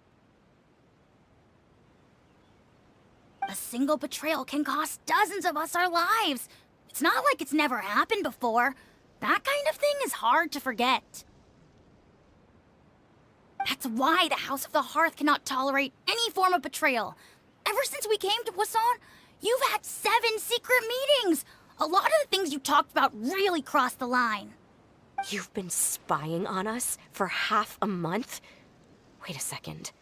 Now that I think about it, the move to Poisson was just a way to make it easier to spy on us, wasn't it? Because we were all in one place. You've had this planned all along. Filial, Nantoy, I'm sorry. I owe you both my life. I owe Clairvy too. If it weren't for all your help after I got poisoned, I wouldn't be standing here today. If this were any other situation, I would do anything to repay that kindness. even if it cost me my life. But rules are rules. I'm sorry. My hands are tied. Why? Why? That's enough, Filial. We made a mistake, and we should own up to it. We broke the rules, plain and simple. And now we have to face the consequences. I'm sorry, Chapleau.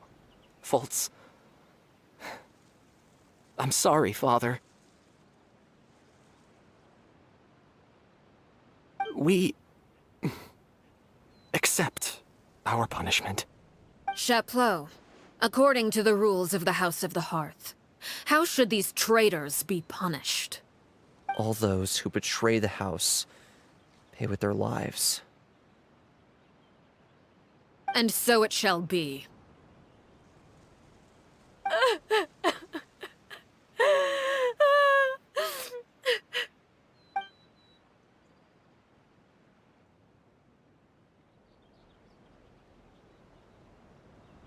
Father, please wait! Something you want to say, Linny? Please reconsider, Father. What Filial and the others did, does it really count as betrayal? We all come from broken families. From the very first day we joined the House of the Hearth, we wanted nothing more than to make it a real home. But the truth is, none of us know what a real home should look like. I'm not saying I have all the answers. All I know is this. Killing Filial and the others may uphold the rules, but doing so will only bring us further away from being a real family than we've ever been. So please, Father, please reconsider. I agree with Linny. Father, please. Linny, you...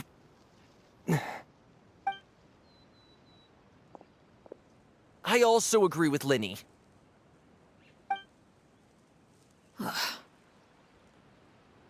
An order once given cannot be rescinded. However, given the extent of your determination, I suppose we shall have to go about this a different way. Draw your weapons and face me. Our weapons? Father, are you referring to a duel? Precisely. The rules of the house will not be altered. Traitors must be punished. However, resolving disputes with a duel is also one of our rules, one that also applies to me. Demonstrate a sufficient showing of strength, and I shall offer a concession. Wait. Beat Father in a duel? Impossible. Father is way too strong, even for Lenny.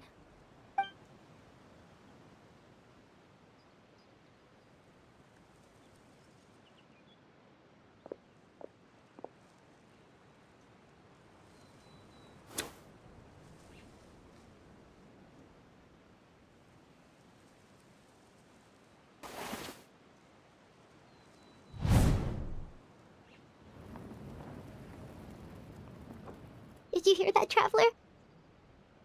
Lenny and the others have to duel the knave. What should we do? Can they really win something like that?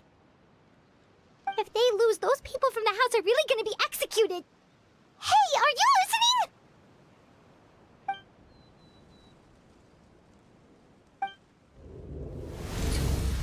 Don't you want to say a proper goodbye at least?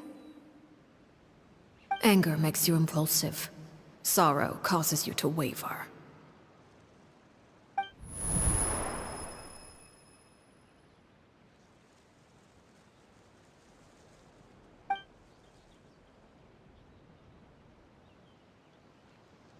Oh, looking at that expression on her face, she seems really serious about this.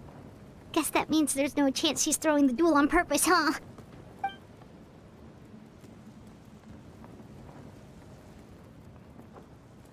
When guests are around, families are often on their best behavior. And any disputes are less likely to escalate. When the time comes, make the choice that you deem most appropriate in the situation. and lend your help to the House of the Hearth. What's wrong, Traveler? Hey, where are you going? Traveler?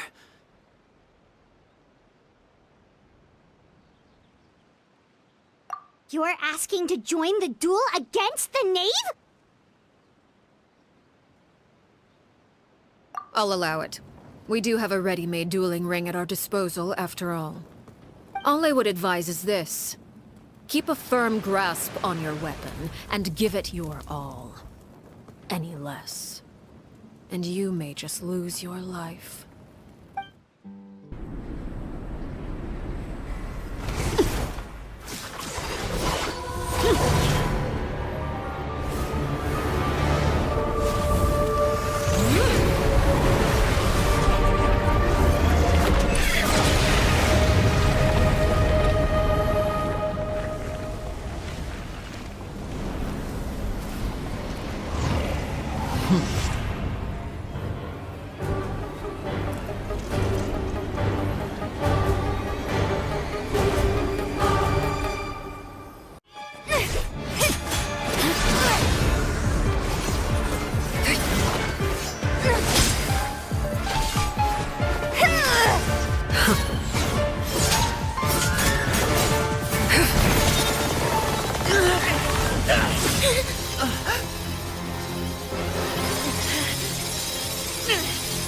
You should know better than to crowd in one place.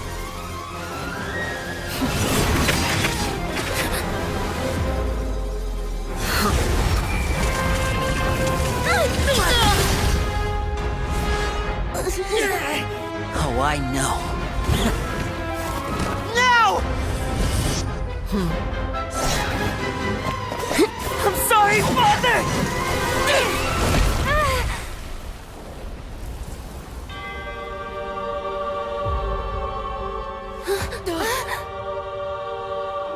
Sorry for what? This pitiful excuse for an attack?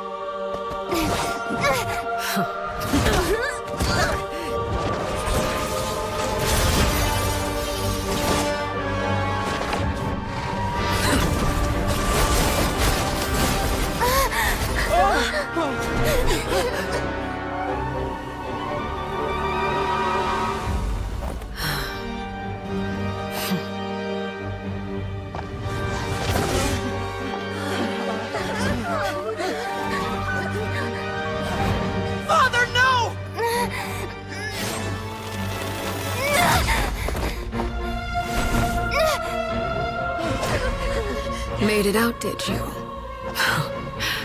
You're stronger than I expected.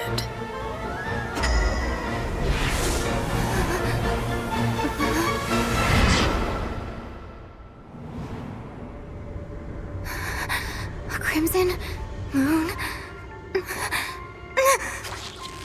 I can't move.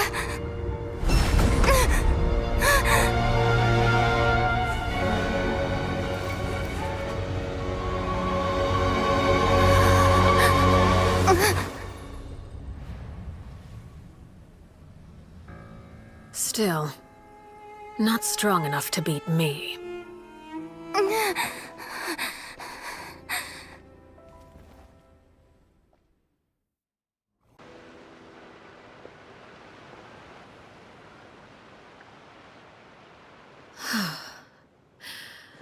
I believe we can end things here. It's not often that we get to enjoy the company of guests, after all. We wouldn't want things to get too out of hand. Brother, are you all right? Lenny. Given that I am the victor of this duel, as agreed, the punishment stands. No! I never thought things would end like this. However, everyone involved in the duel demonstrated a remarkable level of strength and determination. In light of this, I'm prepared to change the method of execution. Elwar, the bottled flames I gave you for safekeeping. Do you still have them? Yes? I wasn't sure what they were for, but I've kept them super safe. I didn't lose a single one. Wonderful. Then, in just a moment, I'll have you administer them. Bottled flames? Indeed. They're the product of a secret experiment.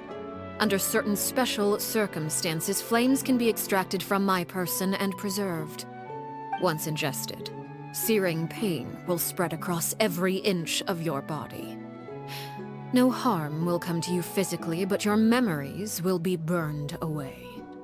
If you can withstand the pain.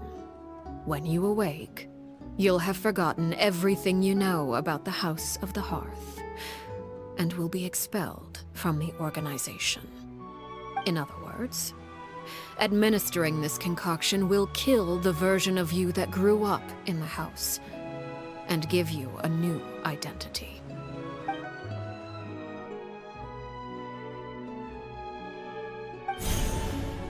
Memory is a mysterious thing indeed. Losing a portion of your memories will alter your sense of self.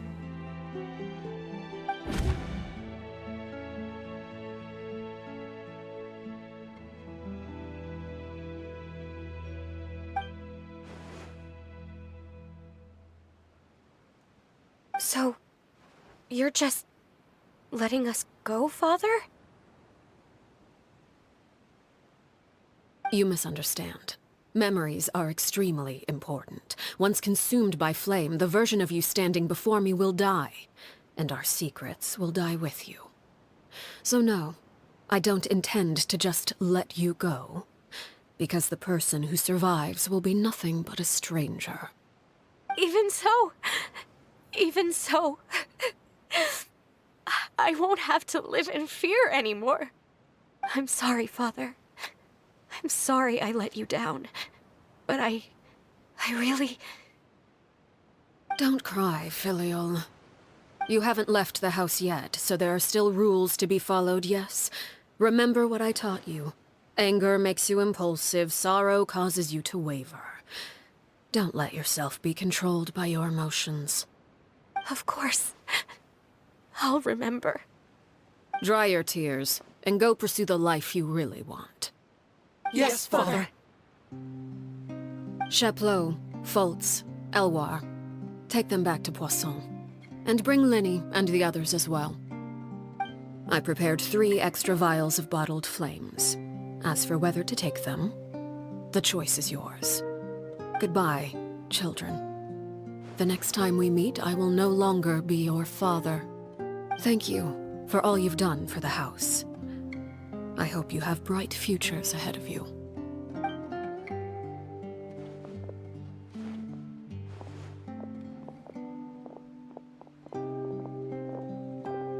Father.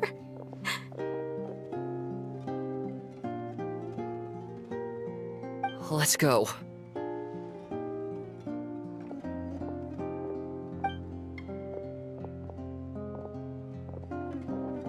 Here, grab my arm, Linny. I'll help you walk back. Thank you.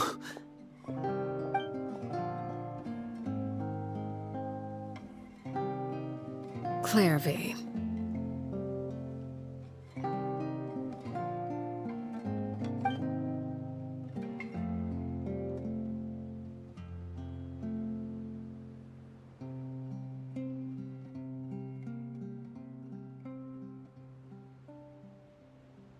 Can we talk now?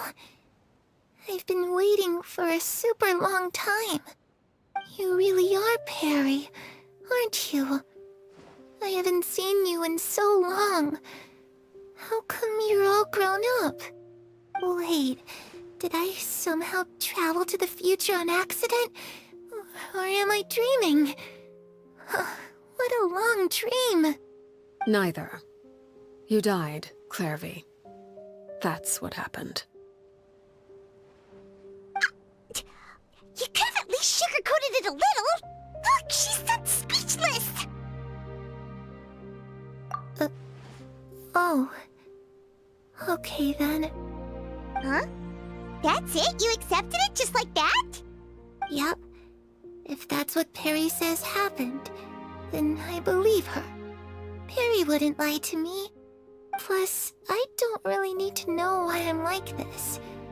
I'm more curious about what happens in the future. If you're a harbinger now, Perry, that means Mother is gone, isn't she? Can you tell me about it? I want to know what happened to her. And to me. You never stopped trying to defy fate. At first, no one believed you. You could only vent your frustrations to the moon. In fact, you often sought comfort in the night sky. You wanted to see the aurora, so one night we promised each other we would go to Snezhnaya to see it together. Later on, you tried to run away, but you were brought back each time. Mother spared your life, but it wasn't out of kindness. Instead, she decided to make an example of you by slowly torturing you over time. That way, the other children would know what happens to traitors. Still, you never gave up. Mother hoped that through ruthless duel after ruthless duel, she would be able to crown an ultimate victor among the children she raised. But you called on everyone to unite, to fight to a draw in order to reduce casualties. Your efforts may have only delayed the inevitable, but still. You gave them hope. You tried everything you could think of, but every attempt ended in failure. Still, you never turned your sword on Crucibina, and you never turned it on me. On that gloomy day, you told me, "For the last 16 years of my life, I've done everything I can to fight for freedom. But now, I realize that the only freedom I truly possess is the freedom to choose to die." I never imagined I would say something like that. I must have been feeling really worn down. But somehow, I still think I understand. According to Mother's plan, only one of us was going to make it until the end. And I always hoped that person would be you. If I could do it all over again, I still don't think I would make a different choice. Even when I first met you, I knew you'd be able to do what I couldn't. Is that so? Even now, I'm not sure I truly understand what kind of freedom you were trying to pursue. But as the head of the House of the Hearth, and as the children's father, I've tried to give them the most basic of freedoms. The freedom to choose their own fate. It's something I discussed with the Iudex of Fontaine. The children who want to leave the house will have their memories wiped clean of all secrets pertaining to the organization. In return, they will be allowed to live a normal life in Fontaine without being prosecuted for their past.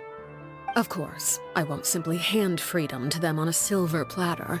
They have to fight for it and prove themselves worthy of it.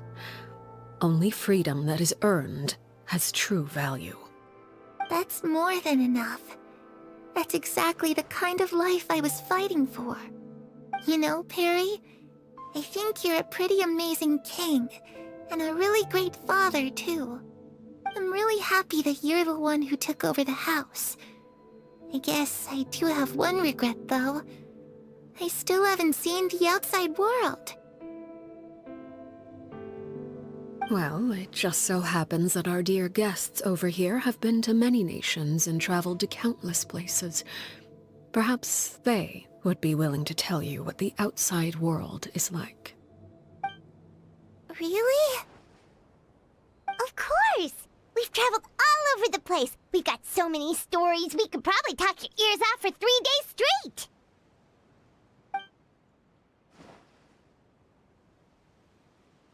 You know, I used to dream of being a bard. Playing the lute while singing into the winds of freedom. Even if there was no one there to listen, I would have continued to sing no matter what. Ah, that's where Mora comes from. I never knew that before. If I had some Mora, I would buy 3 new dresses. One for me, one for Perry, and one for Mother. It's just too bad Perry doesn't like wearing dresses. And Mother, well, she probably wouldn't accept something like that either. I guess I'd just have to keep them all for me then. I could wear a different one every day.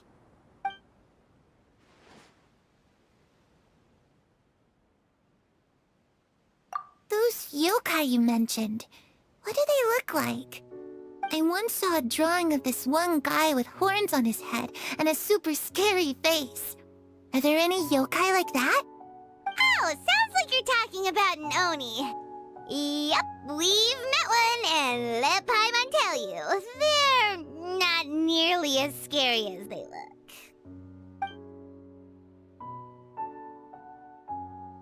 I was always too afraid to skip Mother's fighting lessons. But at the academia, I bet you could do all sorts of secret things in class. Things that have nothing to do with studying. I'm just kidding. Being able to study whatever you want without having to fear for your life actually sounds pretty great.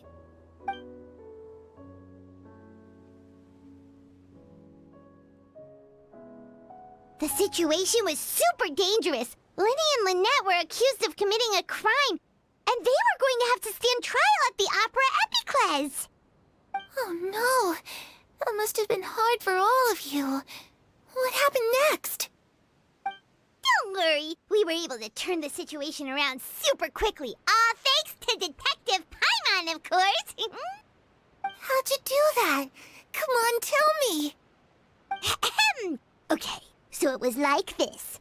After the failed magic show, we rushed to the scene and...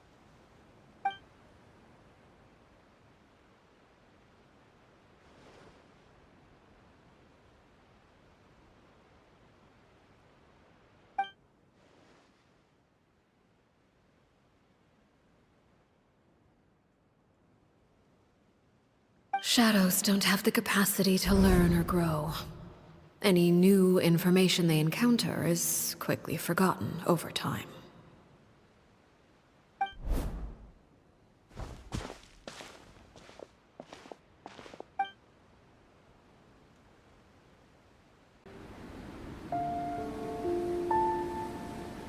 Clairvy, you've worked tirelessly from the shadows to overthrow the House of the Hearth. Now, by my authority as the Knave, I shall announce how this matter ends. You are hereby expelled from the House of the Hearth. You are no longer tied to this place, nor are you bound by its rules. You're saying that I can finally leave? I get to experience the outside world as well? I almost forgot. There's no getting older for me. Still, seeing who you grew up to be makes me really happy, Parallel. Take care of yourself. Goodbye. May we meet again someday.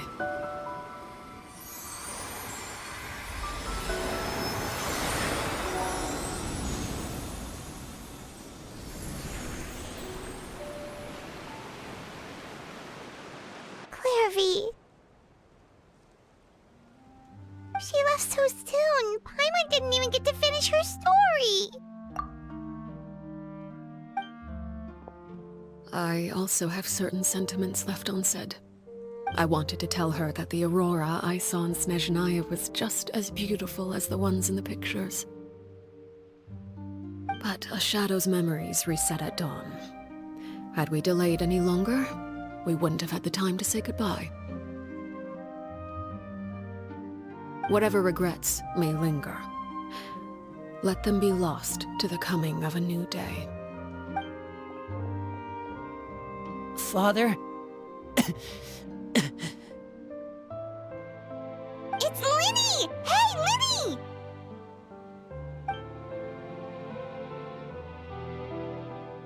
What is he doing back here? Let's go check it out.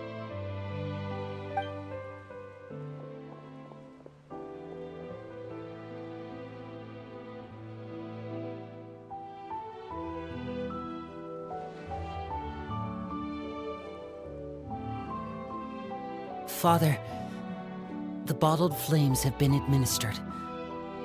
Filio and the others have left the house. And you?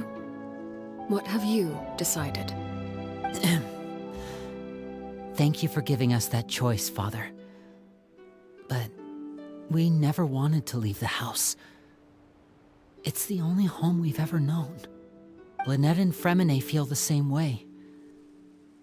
They're recuperating back at the Hotel Bouffe d'été. But I decided to come back and tell you where we stood.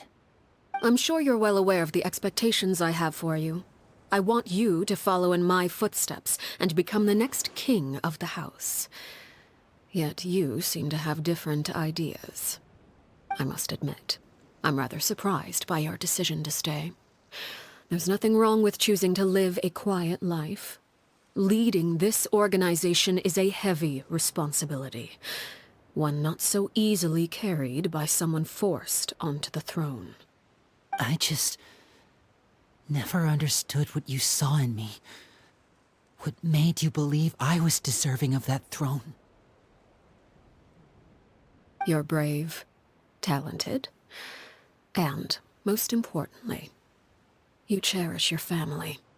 You would do anything to protect them, even if it costs you your life.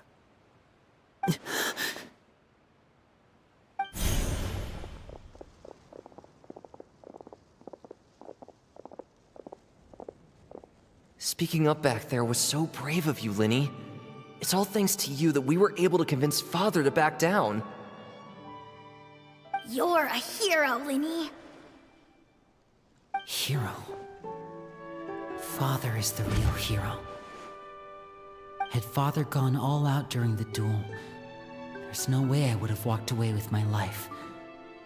She must have had it all planned from the beginning, from the very moment she suggested a duel. I'm not deserving of that title. I'm not strong enough or smart enough. You're wrong. In my opinion, all you need to be deserving of the throne is conviction and the necessary strength to act on it. We may have different ideas of what it means to be a family, but you can hardly be said to lack conviction. What you truly lack is strength. For someone of your talent, though, that's something that will come with time. Even without that strength, you still chose to face me in a duel, even though the odds were stacked against you.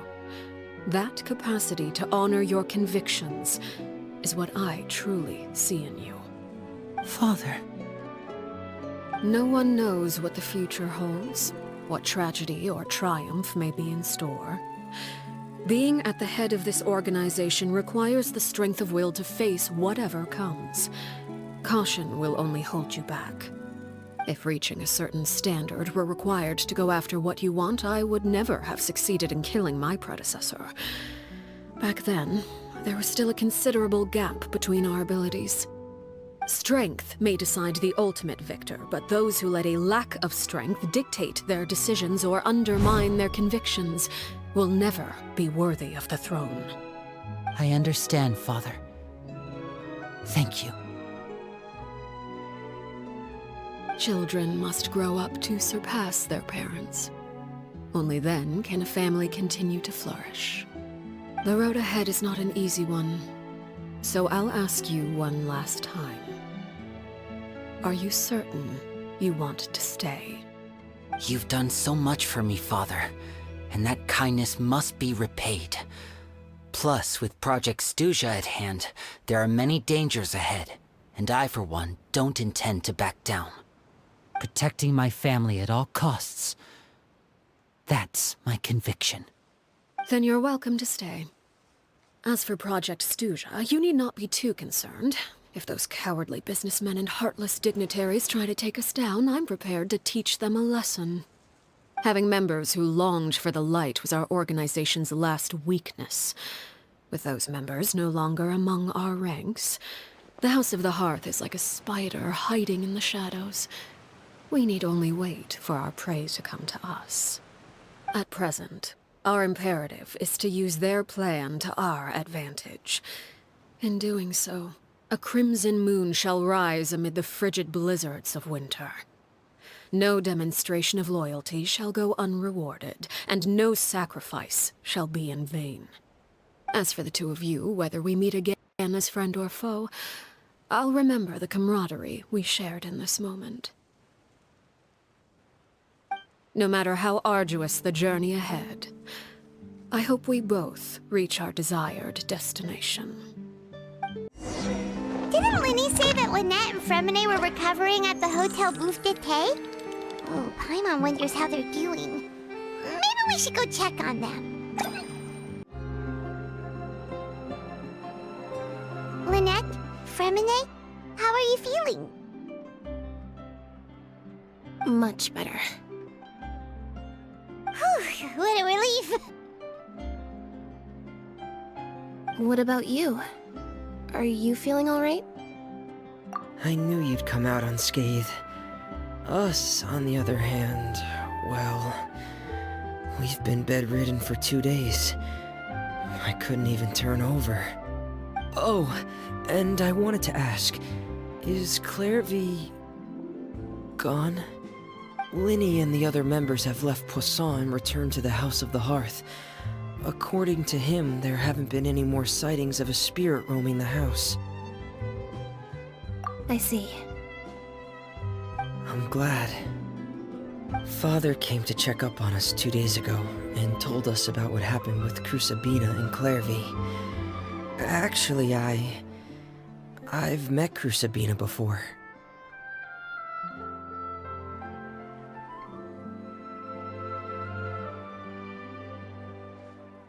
Wait, what? You've met the former knave? Crusabina died a year after Clairvy. It was during the year between their deaths that I joined the House of the Hearth. Crusabina had an extremely cruel and radical way of doing things. While she was alive, the atmosphere in the house was suffocating. When I joined, though, the experiment she valued so much had already come to an end, and all the people involved, dead and injured alike, were gone. Crusabina never talked about the past with us newcomers. A couple of months after I joined, Father killed Crusabina and burned all her files.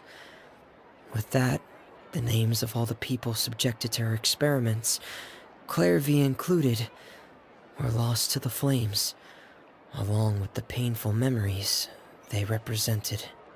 Father took in Lenny and me a couple months after that, but she never mentioned anything about Crusabina or Clairvy. It really seems like something she was planning to keep to herself.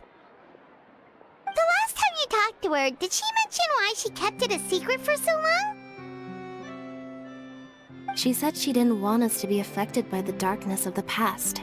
She was worried we'd develop a false sense of gratitude towards her if we knew about it. The foundation of a family should be free of any corrupting influence. Whatever happened in the past, it has nothing to do with who we are now. And that's what Father told us in the end. But I still thanked her for everything. It was only after hearing about what Crusabina did that I finally realized how insignificant our lives could have been. The members of the house meant nothing to her. To say that she valued them in any way, even just as a tool, would probably be giving her too much credit. If Father hadn't taken over the House of the Hearth, I probably would have already... Father rarely brings up the fact that she saved us. She doesn't believe that being indebted to her should be what ties us together. But even if we didn't owe her anything, we would still choose to stay. Because this is our home. We may have arguments or times when we feel wronged. Some people may even choose to leave. But as long as Father is here, we will always have a home. Whether the path before us is bathed in sunlight or shrouded in shadow, we'll follow Father wherever she chooses to go. So I wanted to say thank you for helping us make it through this crisis. Without your help, we could have lost a lot more along the way. Oh, we didn't do anything, really. Of course. You're welcome anytime. Are Filio and Nantoy okay? I actually saw them at a cafe this morning. They didn't recognize me. From what I could tell, they were drinking coffee and talking about one of the operas that started running recently. They seemed happy. If I had to take a guess, I would say they finally found the kind of life they always wished for.